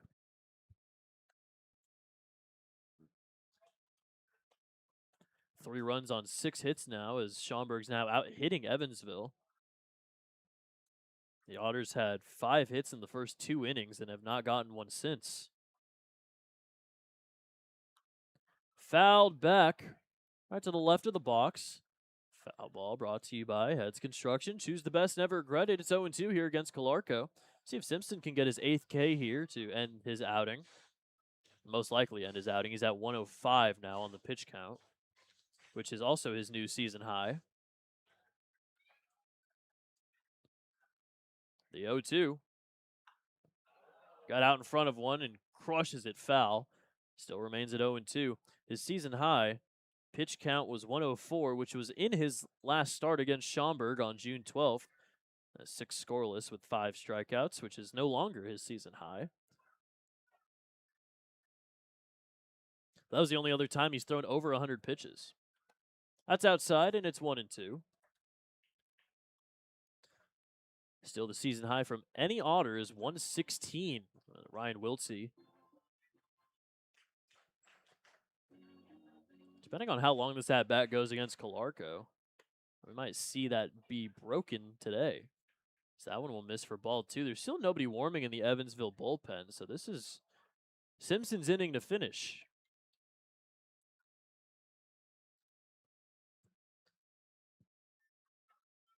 Fitzgerald at first, 2 outs. 2-2 to Calarco. Is high for ball 3.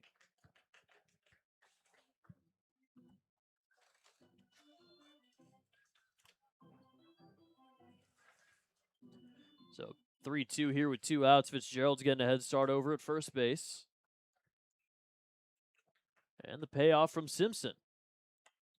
That's a liner into left field. That will drop fair. And it's going to bounce off of the tarp. Rounding third is Fitzgerald. Throw to the plate is cut off. And an RBI double for Anthony Calarco has put Schaumburg up 4-1 in the bottom of the 5th inning. And batting leader, center fielder, number 13, Banks Tully. Calarco was able to take advantage of the already running to second base, Kyle Fitzgerald. And he's able to score all the way from first base on a ball that got technically cut off by the tarp. Castillo tried to throw him out at home, but it got cut off by Marcos Gonzalez. We will have a mound visit. Maybe not a pitching change quite yet, as they're quickly getting somebody warm. 2 runs have come in here in the 5th inning. Now 4 earned, given up by Simpson in 4 2/3 innings. He's at 110 pitches. So this will most likely maybe be the last batter, or maybe he is giving Simpson some time. He's facing a righty in Banks Tully. This will most likely be his last batter, considering the 2 lefties in Dawson and Turney coming up next. Dylan Zentko's warming in the bullpen.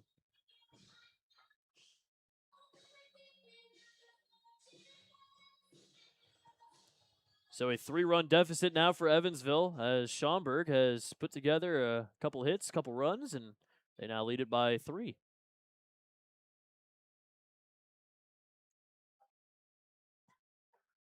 First pitch to Banks Tully is outside for ball 1.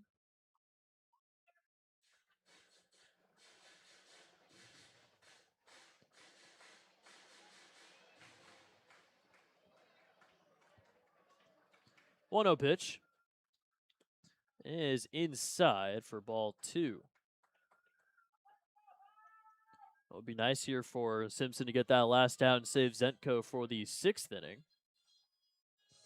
And get him a couple of innings in relief and keep the bullpen from using too many arms. 2-0 pitch from Simpson. Check swing over to first. Did not go around, and it's a 3-0 count. Walk would put 2 on. 112 pitches now for Simpson.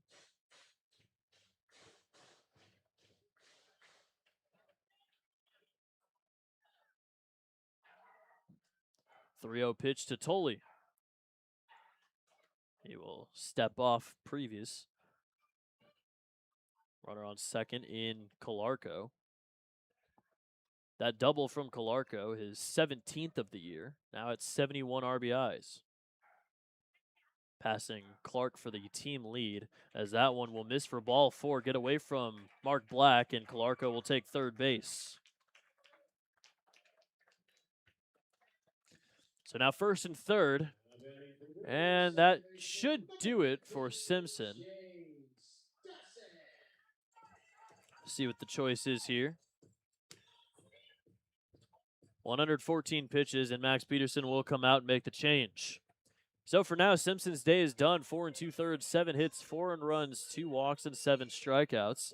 Dylan Zentko going to come into the game here and try to avoid it, giving up another run here for Schaumburg. We'll be right back. 4-1 Boomers on the Otters Digital Network.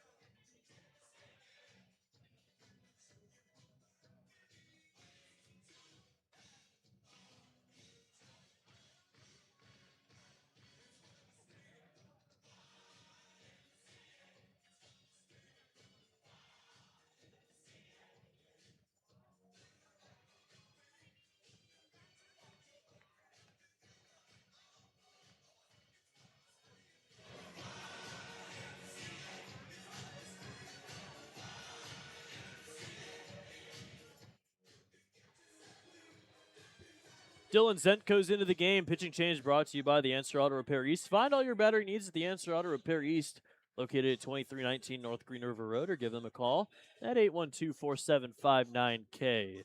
Zentko at a 3.41 ERA and 31 2/3 innings so far this season. Pitched in one game this weekend, and that was on Sunday. 1 2/3 scoreless. Couple walks and a strikeout against Florence. Is perfect for this type of series, especially with all the lefties in the lineup. And they'll face a lefty first in Chase Dawson. Runners at the corners with 2 outs. Schaumburg has scored 2 runs. There's a pitch clock violation. That will make it 1-0. Violation on Zentko. Runners at the corners, 2 outs. 2 runs already in here for Schaumburg as they now lead at 4-1. 1-0 is going to miss outside. So the RBI single from Kyle Fitzgerald brought in the 3rd run, and he came around to score on the double from Anthony Calarco. He's now at 3rd. That one is fouled back, and it's 2-1. The wild pitch brought Calarco to 3rd, and Tully walked. So Simpson, a career high in strikeouts, but is the pitcher of record if this score holds.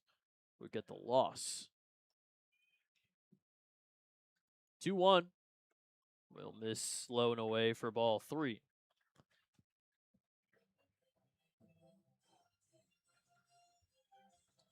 Simpson finished with 114 pitches. Thompson, through 5 innings, he has only 73. That one is in the dirt for ball 4. And back-to-back walks will load the bases.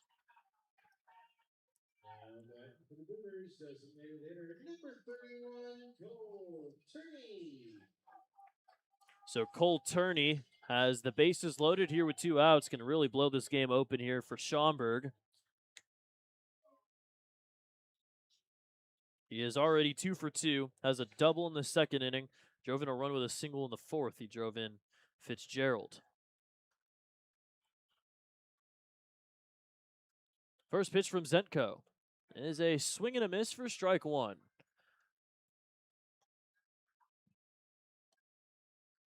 With the bases loaded, this season, Turney is 2 for 6. Has 2 strikeouts. The 0-1. Swing and a miss, and it's 0-2. Zentko could keep the Otters in this one if he is able to get out of this jam without giving up another run here. But the Otters already have a bit of a tall task, down 3. They were down 5 on Sunday before that 8-run 7th inning. They're also prone to comebacks more often at home than on the road. 0-2 from Zentko. He's going to miss low and away. 3rd time that Zentko's pitched against Schaumburg this season. On June 5th, he threw an inning, gave up 2 earned, 2 walks, and 3 strikeouts. And on June 13th, 3 1/3, scoreless with 3 strikeouts. So 2 very different outings against this Schaumburg team. 1-2 is low. Nowhere to put him here. Walk would bring in another run. It's 21 walks, 31 strikeouts.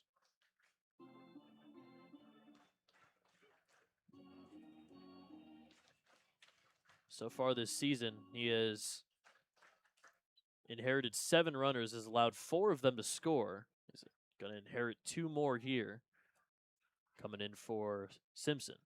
So that one will miss for ball 3. Full count with 2 outs. Everybody's going to run here. Walk will bring in a run. Strikeout will keep it a 4-1 game.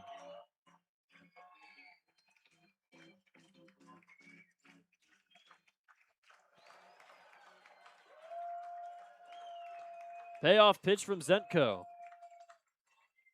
Swung on and missed, strike 3. Big strikeout for Zentko as he keeps the game at 4-1.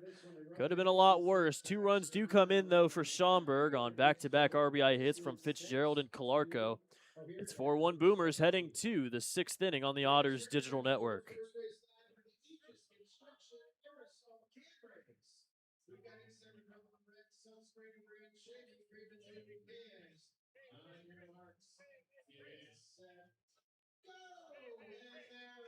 You got some screen in the Sugar Cream at second and step from the third. But they are not close. Some screen still in the Sugar Cream at second and step from the third. And down the stretch they go. Some screen better take this one home. It is center from the second. And Cheating Cream down on the ground. For strong foundations to follow craftsmanship, Pages Construction is built on reliability, safety, and getting the job done right. Your local team for roofing, siding, windows, gutters. When you think roofing, Pages. Sixth inning is brought to you by PEG. PR. Repairs.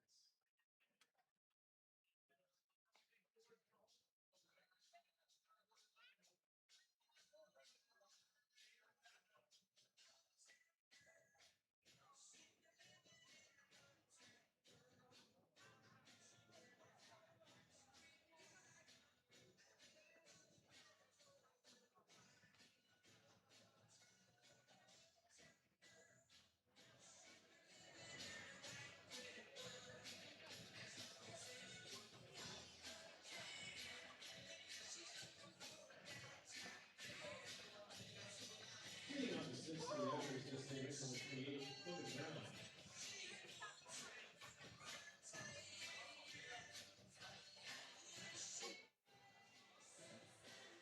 Top of the sixth inning, I'm getting word that there is a light delay in Gateway. Weird stuff. Weird stuff. Remember when we played Florence that first week and the lights kept going out? Glad that hasn't happened again. First pitch, a strike to Logan Brown.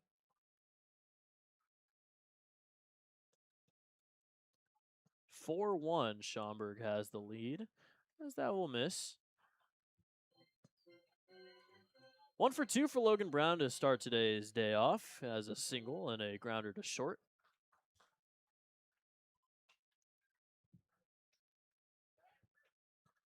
Outside, and it's 2-1. Well, on the road this season, Logan Brown is hitting .371. Pretty good. 40 for 129, 10 walks, 20 strikeouts. Just misses. Good take from Logan Brown, and it's 3-1. Thompson pitching with the biggest lead of the day. 3 runs, a 4-1 game here in the top of the sixth inning. Otters got to get some offense going. Fouled away. That one's getting out of the yard. Foul ball brought to you by Heads Construction. Choose the best, never regret it.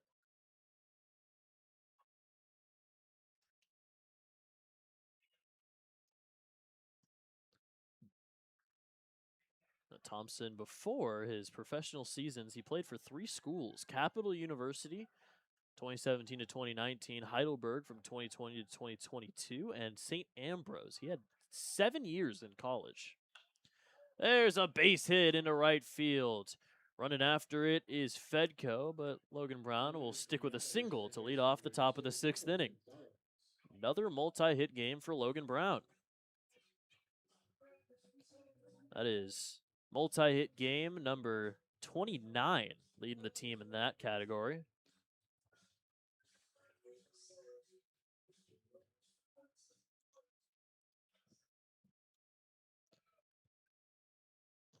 First pitch now to Marcos Gonzalez. He's also 1 for 2 as that one misses outside. So yeah, 7 years in college for Ross Thompson. A long time. His last season was in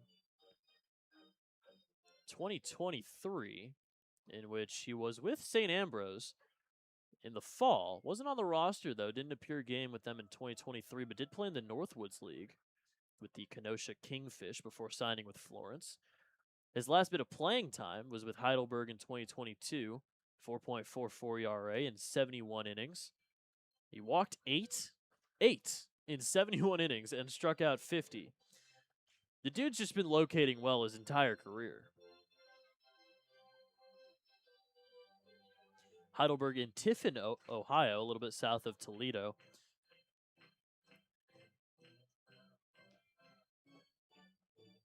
Also spent 2021 and 2020 with Heidelberg. Swing and a miss, and it's 1-1. Spent 3 seasons with Capital University in Bexley, Ohio, a suburb of Columbus. 2019, he had a torn labrum, missed the season, ended up getting a medical red shirt. Got a red shirt in 2020 as well because of COVID. Grounder over to third base. Calarco will throw to second for 1. On to first. Gonzalez gets there safely as the throw gets over the leap of Fitzgerald at first. I think he would have made it anyways, as it's going to be a fielder's choice. Gonzalez trades places with Logan Brown, now with 1 out for Blake Robertson.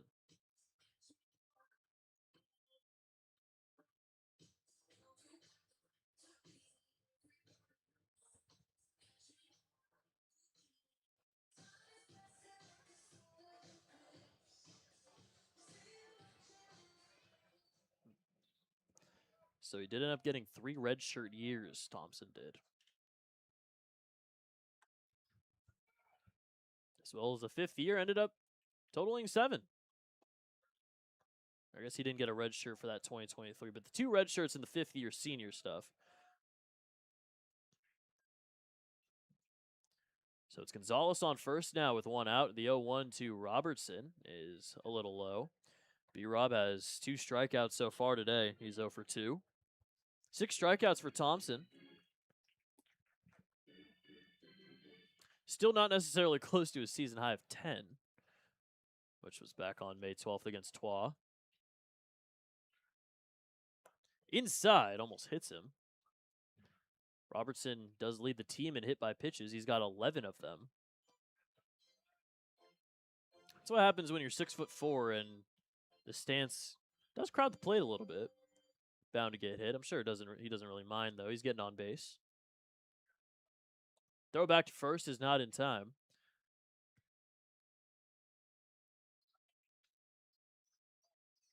Thompson, every single season he was in college, he did play summer league ball. 3 years with the Chillicothe Paints. 2017 to 2019. First pitch, 2-1 is a strike, and it's 2-2. Won the Prospect League Championship with the Paints in 2019. And then his next 2 seasons in the Northwoods League, he was with the Rockford Rivets, and then in 2023 with the Kenosha Kingfish. Ground ball over to second base. Dawson will flip to Craig. Craig on to first, and it's a 4-6-3 double play that will end the top of the 6th inning. So we'll head to the bottom of the 6th, 4-1 Schaumburg on the Otters Digital Network.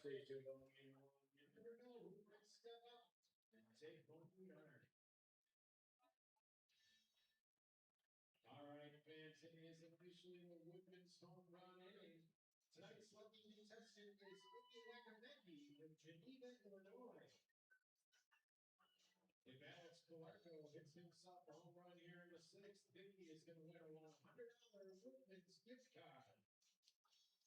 For your chance to win, visit a kiosk located within your nearest women's food market. Women's has the largest grocery selection in the state. If you haven't grocery shopped, if you haven't shopped Woodlands. Cougars fans, your votes are in. This next song was selected by you during Anyway's Spring Fall Music Request. Sit back, sing along, and enjoy this band victory here in the middle of the 6th.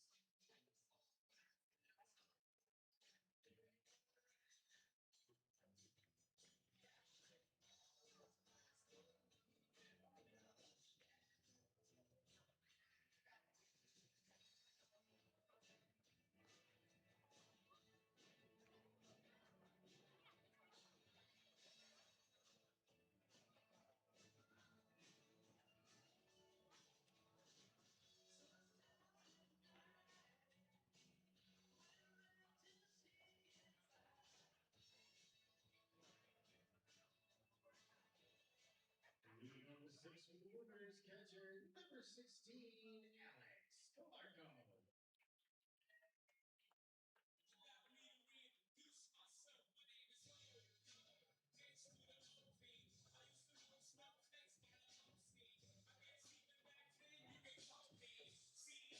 The 6th inning is brought to you by United Fidelity Bank, the experience you need and the service you deserve since 1914.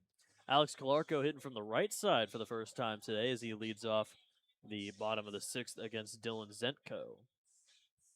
Calarco, Fedko, and Craig, the 8-9-1 batters, leading off the bottom of the 6th inning.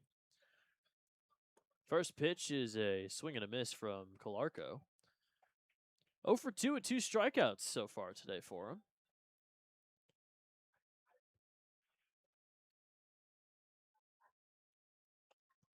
Schaumburg is 24-3 at home and leading after 6 innings, as that's a pop-up into shallow right center field, and Amani Jones will make the catch for out number 1.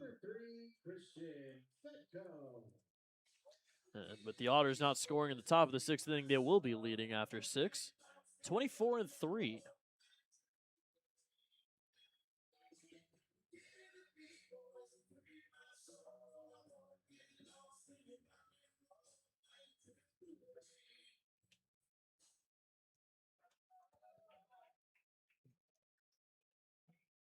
Fedko, the first pitch is called a strike. Well, with his double, he's now reached in 16 straight games.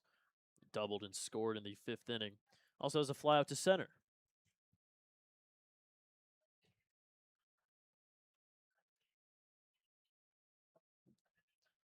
Called a strike, and it's 0-2. Well, the Boomers, they have 4 runs currently. It's 4-1. When they score 5 or more runs this season, they are 44-8. And they have a 3-31 record when scoring 4 or less. So the total 5 number is very crucial for them. When they score 3 or less, they are 0-25.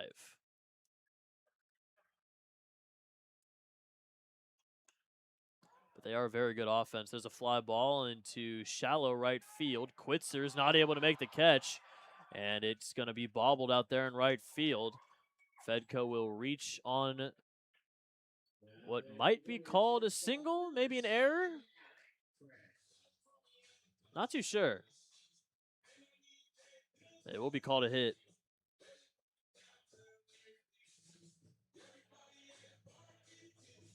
So the single for Fedko, his second hit of the day. And he's on first base with 1 out now for the top of the order, and Alec Craig.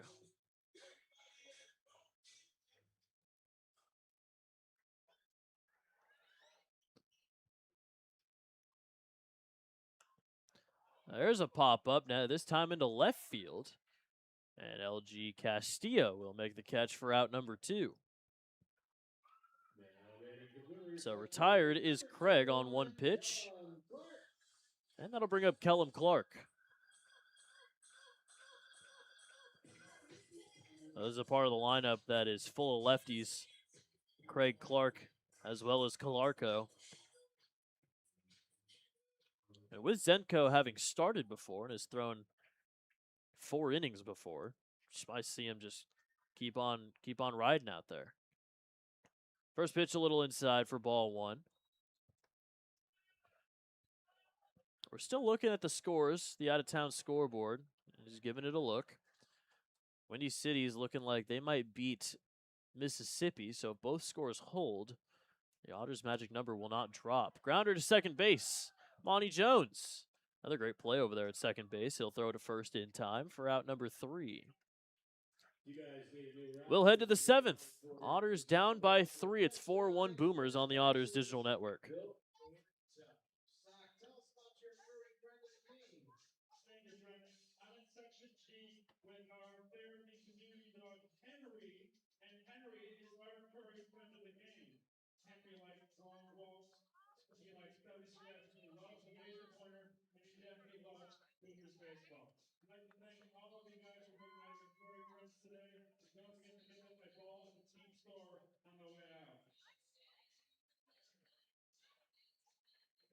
Signing is brought to you by Listen Extra Heating and Cooling.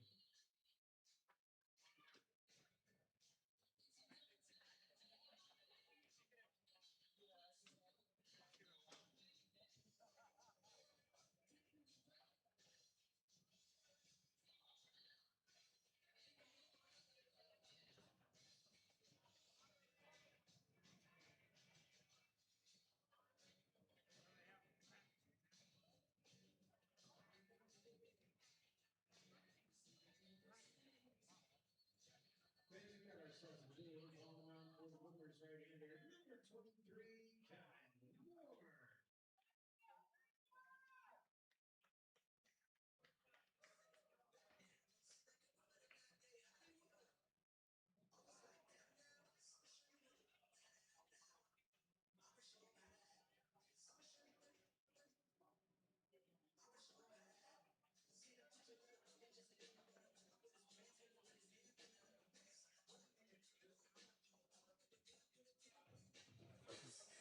Top of the 7th inning, and we have a new pitcher in for Schaumburg.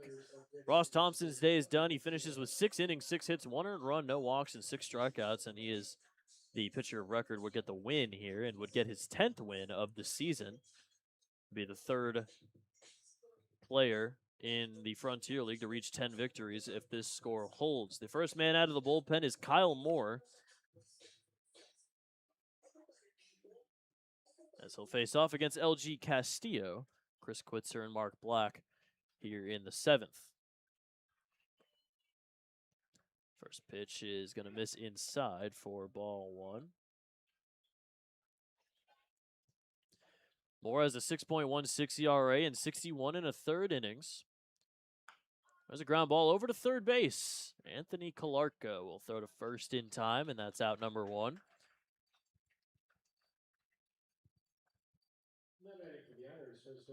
Moore gives up a lot of hits, 74 of them, 42 earned runs, 17 walks compared to 54 strikeouts. This is an entire pitching staff that doesn't walk anybody.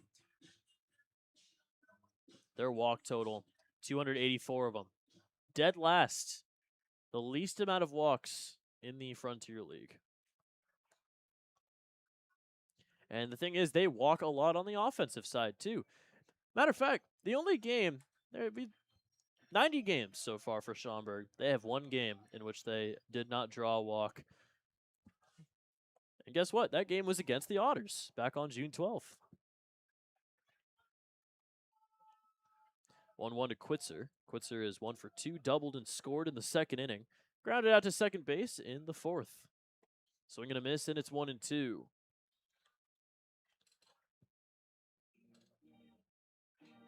Moore, 24 years old, from Streamwood, Illinois. Streamwood just down the street from here. Has a fastball, curve, cutter, changeup mix. Bat breaks in half, and it's a blooper into center field for a base hit. So a worthy sacrifice as Quitzer breaks his bat in 2, but still manages to pick up his 2nd hit of the day.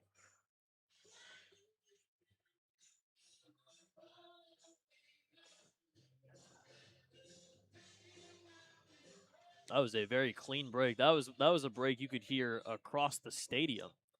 That's a break you just left with the handle.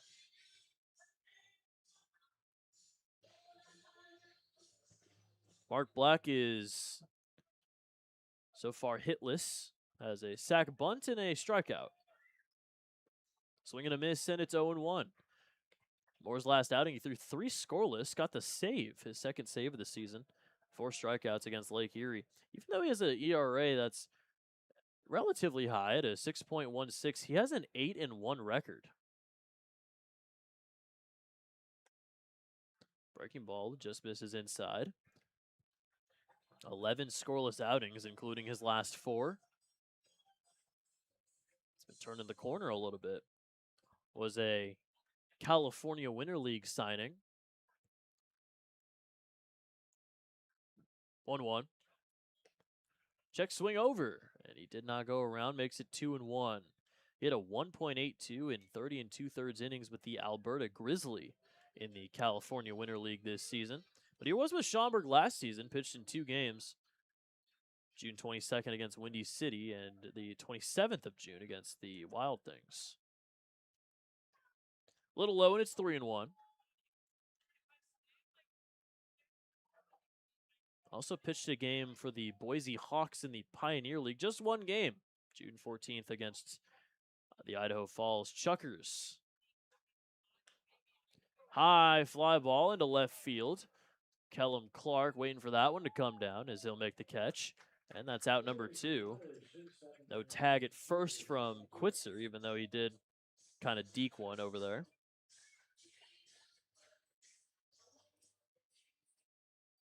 2 down, and it's TJ Salvaggio.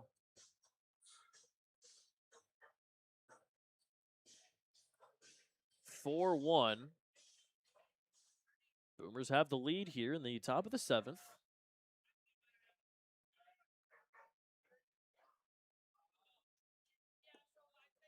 First pitch will miss low. Salvaggio trying to extend that hitting streak still to 15 games.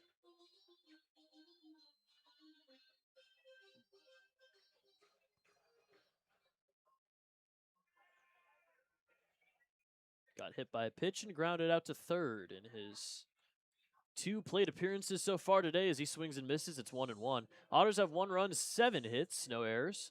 On the other side, 4 runs, 8 hits for Schaumburg. Still Quitzer on first. The 1-1 from Moore. Quitzer's going, as that's grounded foul. Missed out on Chris Quitzer's first attempted stolen base of the season. Apparently he saw something. And he did have a very good jump on it. He probably would have been safe, but he'll have to head back to first base. Salvaggio, this 14-game hitting streak has raised his average to 307.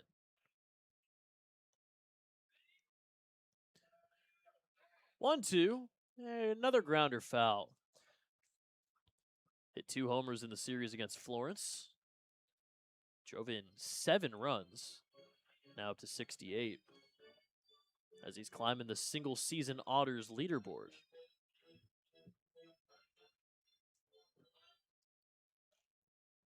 Another 1-2 coming from Moore. Popped up right to Dawson at second base, says he'll make the catch. And that's out number 3. Scoreless top of the 7th for Moore. It's time to stretch here at Wintrust Field. Boomers have a 4-1 lead on the Otters Digital Network. I see you too, brother. I see you too. I'm Suite 307 with the main family. And guys, are we ready to sing? He's definitely ready. Let's hit it.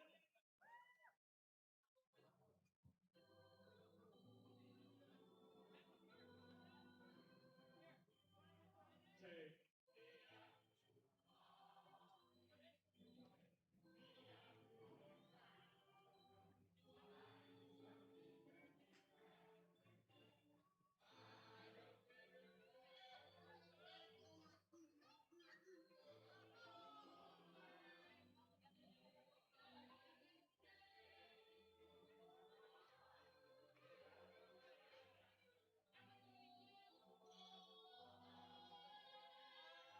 And guys, what are we gonna say? You heard over here, Brendan. Back over to you.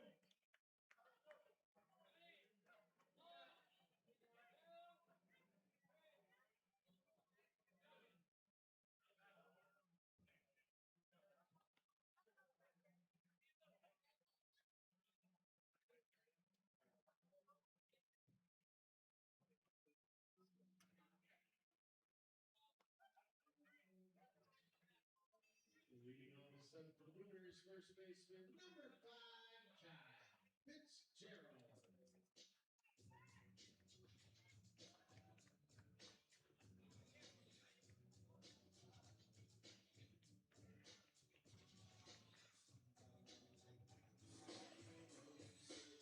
7th inning is brought to you by Jacobs Pub. Jacobs Pub is proud to support the Evansville Otters in the Jacobsville neighborhood. Be sure to check out First Fridays at 607 North Main Street in Evansville, Indiana. Week and a half until First Friday on September 4th. Now, the team will not be able to make it because we'll be in Down East, but that doesn't mean you don't have to come. In the dirt, and it's a 1-1 count to Fitzgerald. It's Fitzgerald, Calarco, and Banks Tully leading off. 3-4-5. There's a lefty in the bullpen for Schaumburg.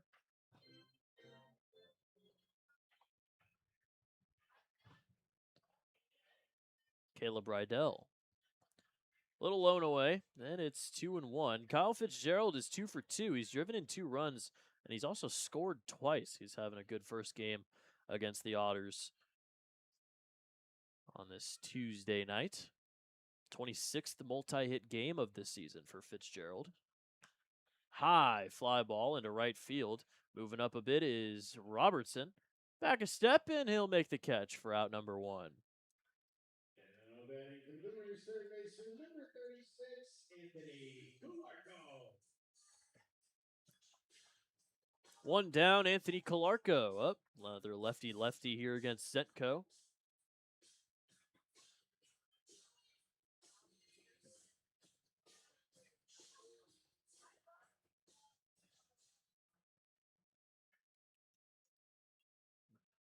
Calarco did spend some time in minor league ball with the Rangers.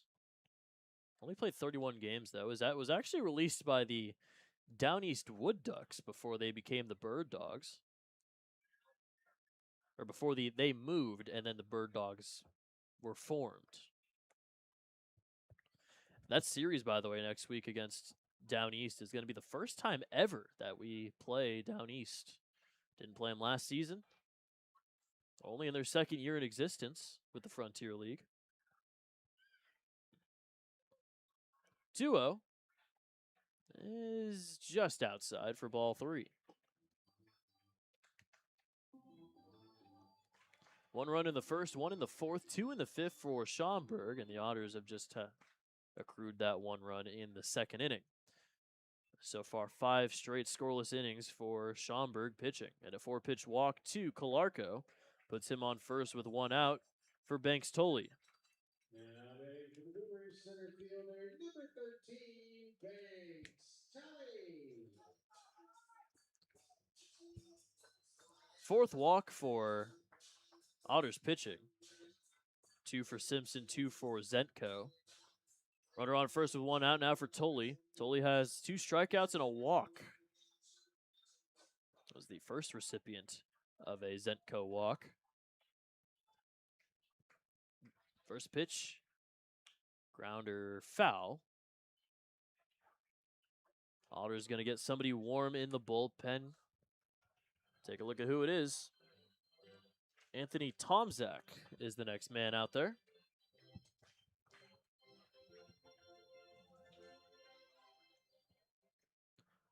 Oh, 1 here from Zetko.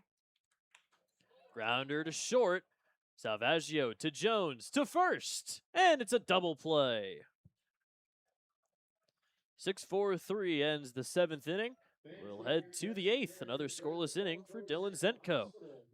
It is 4-1 Schaumburg on the Otters Digital Network.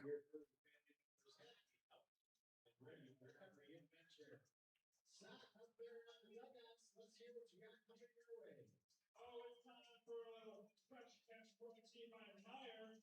I have Team Huskies on the North Bay side. Make some noise for the Huskies.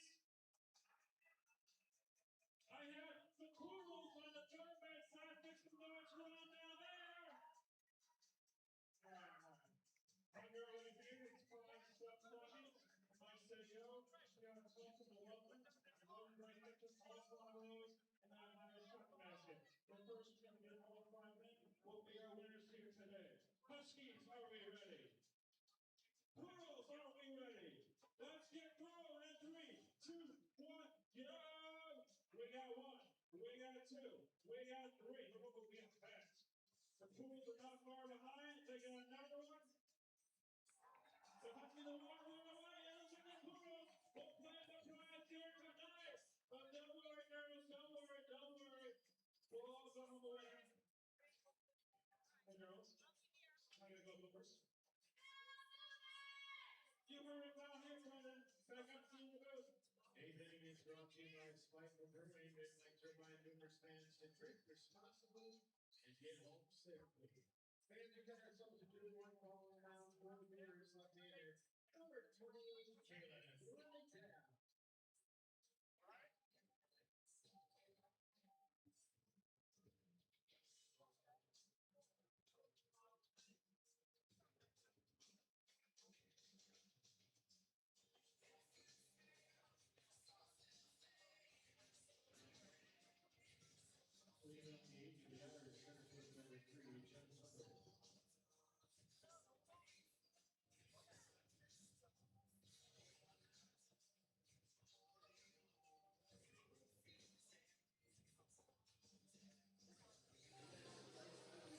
Top of the 8th, new pitcher into the game for Schaumburg. It is Caleb Rydell. First pitch, a little inside for ball 1 to John Ponder. Rydell has a 3.96 ERA in 38 and 2/3 innings, 10 saves. He's the usual closer. So, not too sure why he's out here for the 8th, but he is pitching the ball very well. 11 walks, 60 strikeouts. Again, these guys don't walk anybody. Third time pitching against the Otters this season. June 6th, he threw an inning, gave up a run. It was a solo shot. Struck out 3, then a scoreless inning on June 13th. 2-1.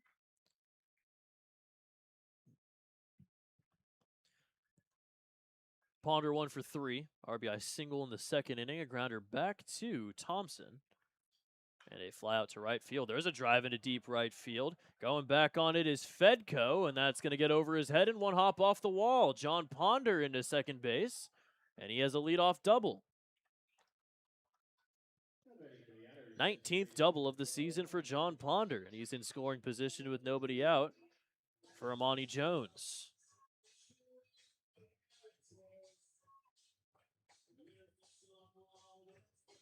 Well, for Schaumburg, their bullpen ERA at a 5.33, a little bit higher than the starters at a 4.48. That's at home. Overall, a 5.59 ERA for the bullpen. So far in August, though, a 4.77 ERA.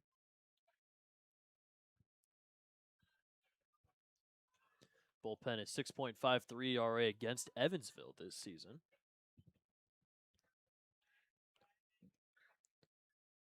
The 0-1 to Jones. Fouled back to the netting, and it's 0-2. Amani, 1 for 3 day today. A single, a fielder's choice, and a strikeout swinging. Gonna need some more grip on the bat. I think he almost let go of another one.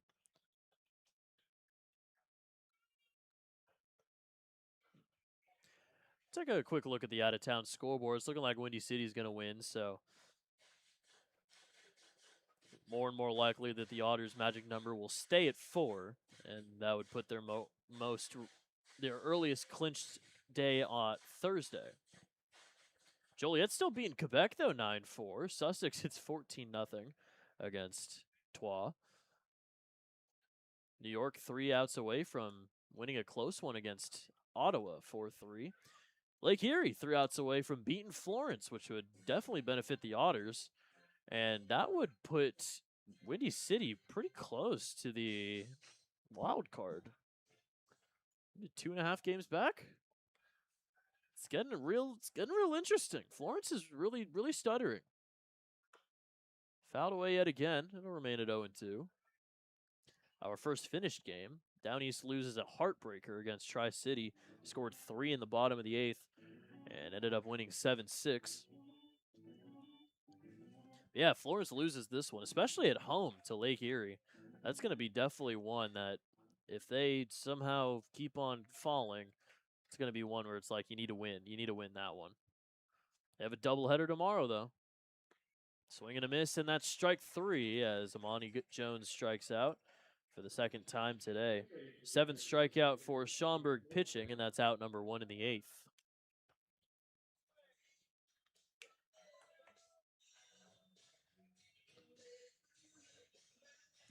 We'll have a mound visit.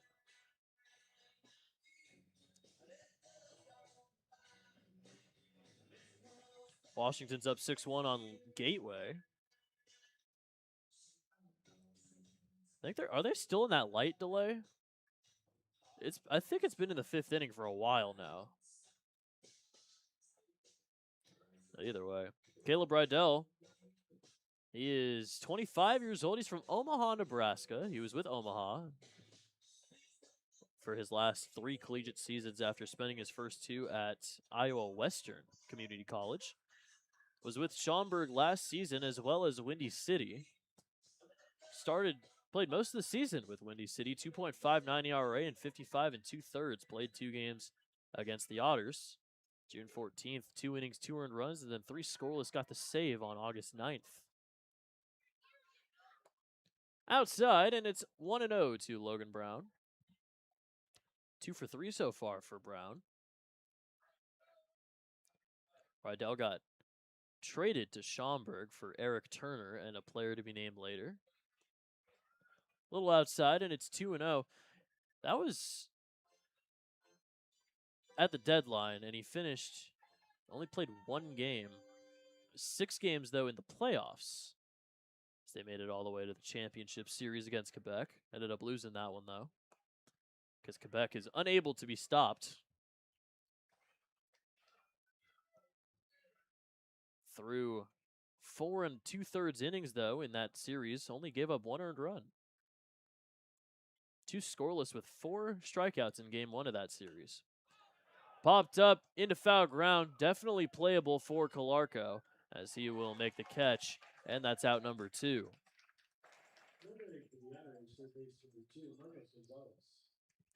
So leadoff double from Ponder. He is still there now with 2 outs. That'll bring up Marcos Gonzalez.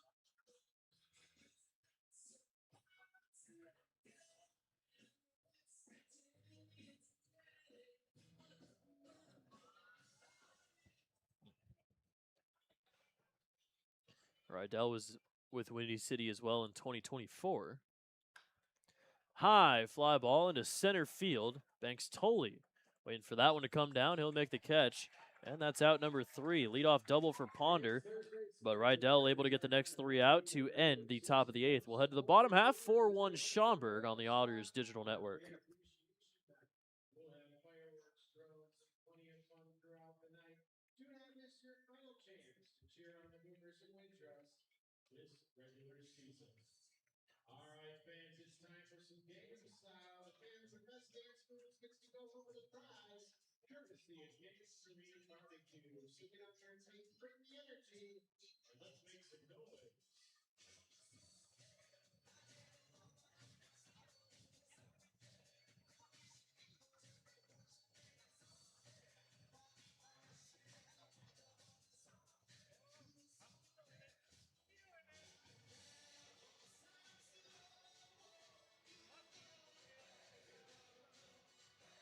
A big thank you to Game Serene Barbecue for helping us bring the fun tonight. Be sure to check them out for show flavors, fresh ingredients, and experiences just as entertaining as the action here at the ballpark.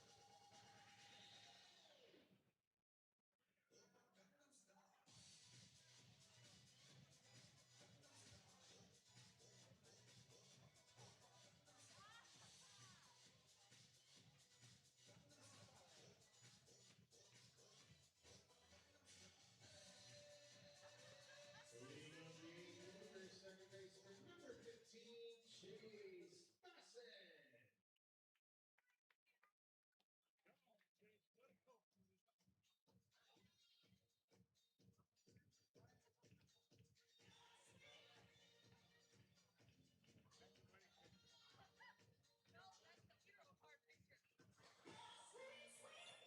Eighth inning brought to you by McMahon Exterminating. Remember, who can help with all of your pest control needs? McMahon can.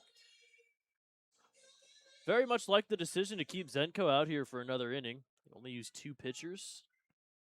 Save the bullpen for tomorrow, especially with all the lefties. High fly ball on the first pitch into foul ground. Amani Jones calling off Quitzer, and he will make the catch for out number 1. So 1 pitch, 1 out.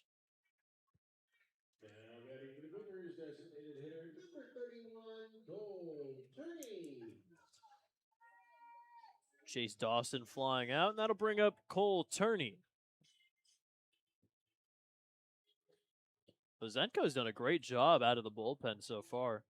Now at 2 2/3 scoreless.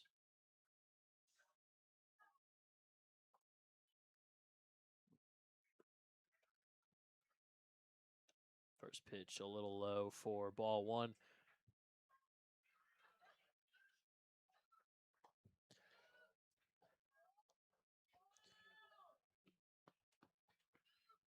One 0 pitch. Grounder over to first, snagged by Quitzer. He'll toss to Zenko for out number 2. Now batting for the Boomers, catcher number 6. So I think we have our reason why Rydell was out for the 8th. I don't think he's the closer anymore. They signed Daryl Thompson.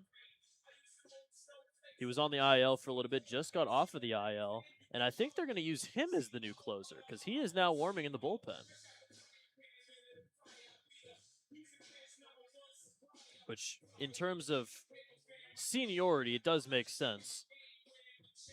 But that is crazy that you sign somebody from the playoff push and all of a sudden you've been demoted to the 8th inning guy. Rydell's still pitching well this season for Schaumburg. First pitch to Calarco is called a strike.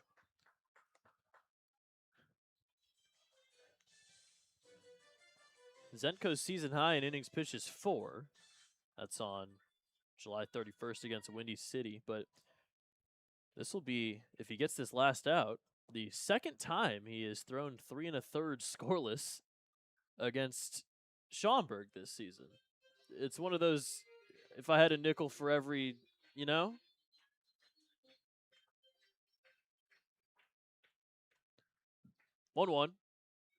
Outside, and it's 2-1. Zenko's been a very reliable arm out of the pen, and I'm sure we'll see a lot of Chase Cribble in this series as well. 2-1 is a little inside for ball 3. Don't want to get anybody else warming in the bullpen. His back-to-back righties, though. Calarco hitting from the right side, and then Fedko on deck. The 3-1 is called a strike, and it's a full count, 3-2. Calarco 0 for 3, 2 strikeouts and a fly out to Jones at second base. Fedko having a nice day, though, 2 for 3. Payoff from Zenko. And he got him swinging. 3 1/3 scoreless out of the bullpen for Dylan Zenko. That's his second strikeout of the day. 1, 2, 3, 8th. Good stuff from Zenko. We'll head to the 9th. 4-1 Schaumburg. They're 3 outs away from winning game 1 of the series on the Otters Digital Network.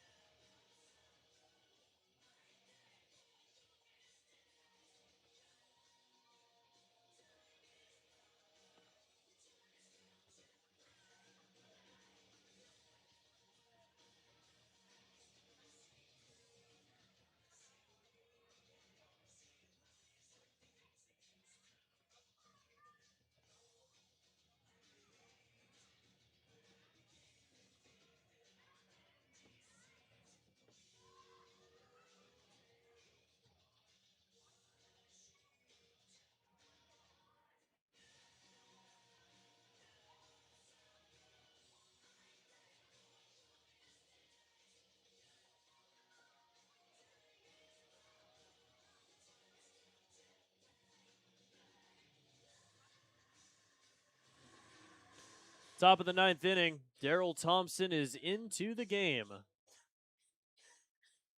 5th season with Schaumburg. Had a couple of years where he was playing elsewhere, but he was on the 2021 Frontier League Championship squad, was there from 2018 to 2022. He was very good. He was very good. 32-year-old from Kearneysville, West Virginia. Northeast corner of West Virginia. Like that little weird little patch of Maryland, and then the weird little patch of West Virginia where they meet. That's where Kearneysville is. Hopefully, I explained that well. First pitch to Robertson is called a strike, and it's 0-1. It's B-Rob, it's LG, and it's Chris Quitzer, the top 3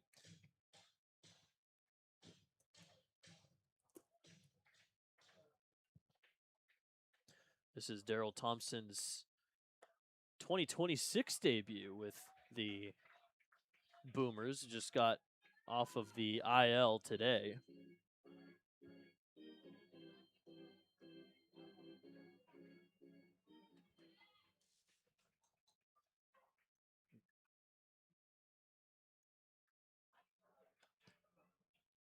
Fastball 93 to 94 so far as that one misses outside.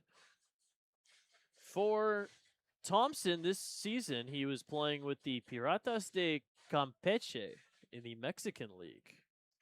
3.92 ERA, 43 and 2/3 innings, 17 walks, 53 strikeouts. There's a strikeout as Robertson goes down swinging for out number 1. Strikeout number 8 for Schaumburg pitching. And there's one out in the 9th. It's a 4-1 game here between Schaumburg and Evansville. Lake Erie did pull off the win against Florence. So we will still be 5.5 games up on them for the first wild card. Not all bad. Not all bad. Definitely, you gotta look at the positives. Okay, can't win them all. Can't win them all. First pitch called a strike to LG Castillo. 0 for 3. Strikeout, ground out to second, and a ground out to third.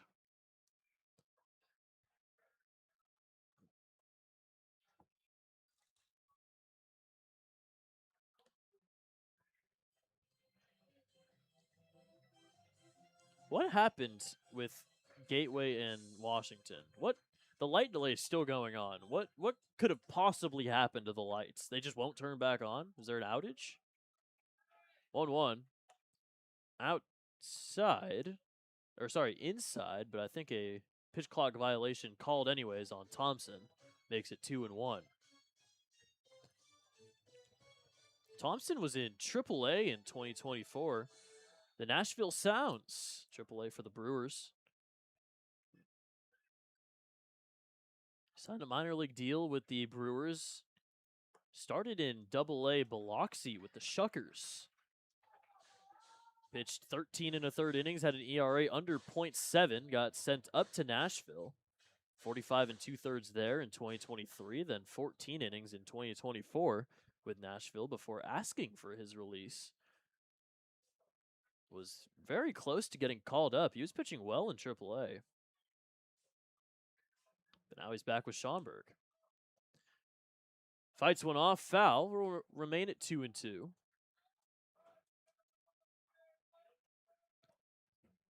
His best season was in 2022, his only all-star selection. Led the league in appearances with 51 and was the league leader in Ks per 9 with a 16.4. 2-2. Another foul ball as Calarco can't get it off the tip. Still remains at 2-2.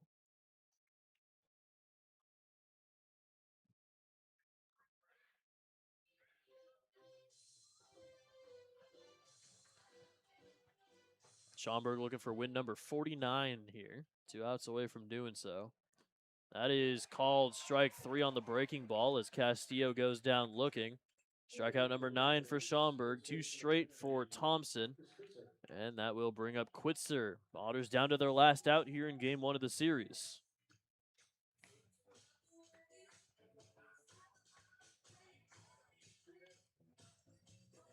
Well, Quitzer 2 for 3, having a good day offensively. Double came around to score what has been the only run so far for Evansville. Singled in the 7th as well. First pitch fastball called a strike.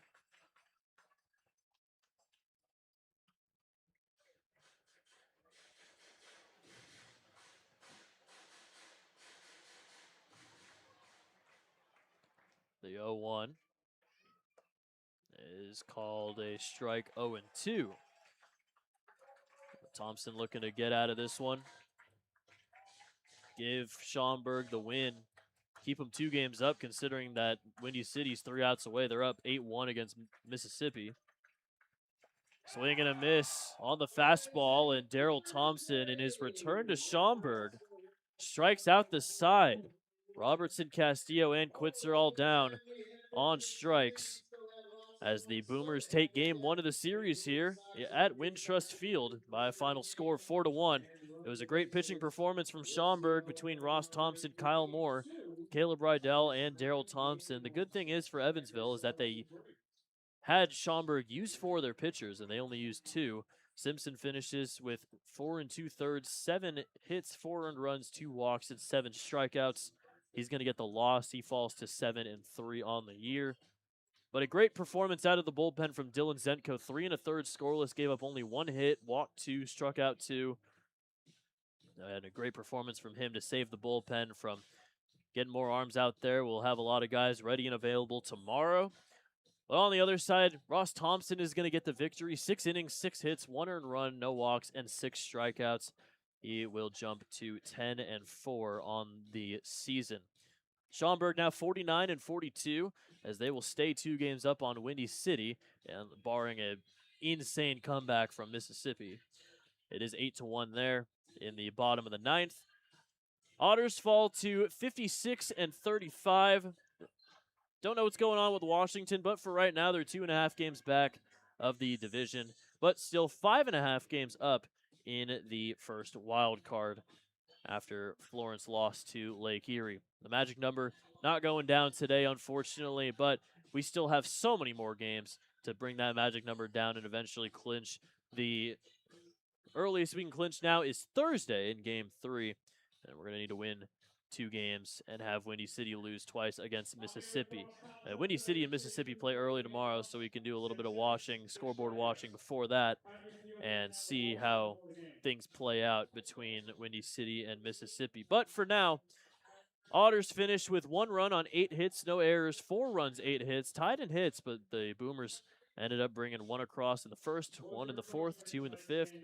Otters just a lone run in the first inning. They fall by a final score of 4-1. Tomorrow, same time, 6:30 for Game 2 as the Otters try to even the series up. But for everybody here at Wintrust Field, I'm Evan Patoka. We'll see you tomorrow. But for now, have a good rest of your night.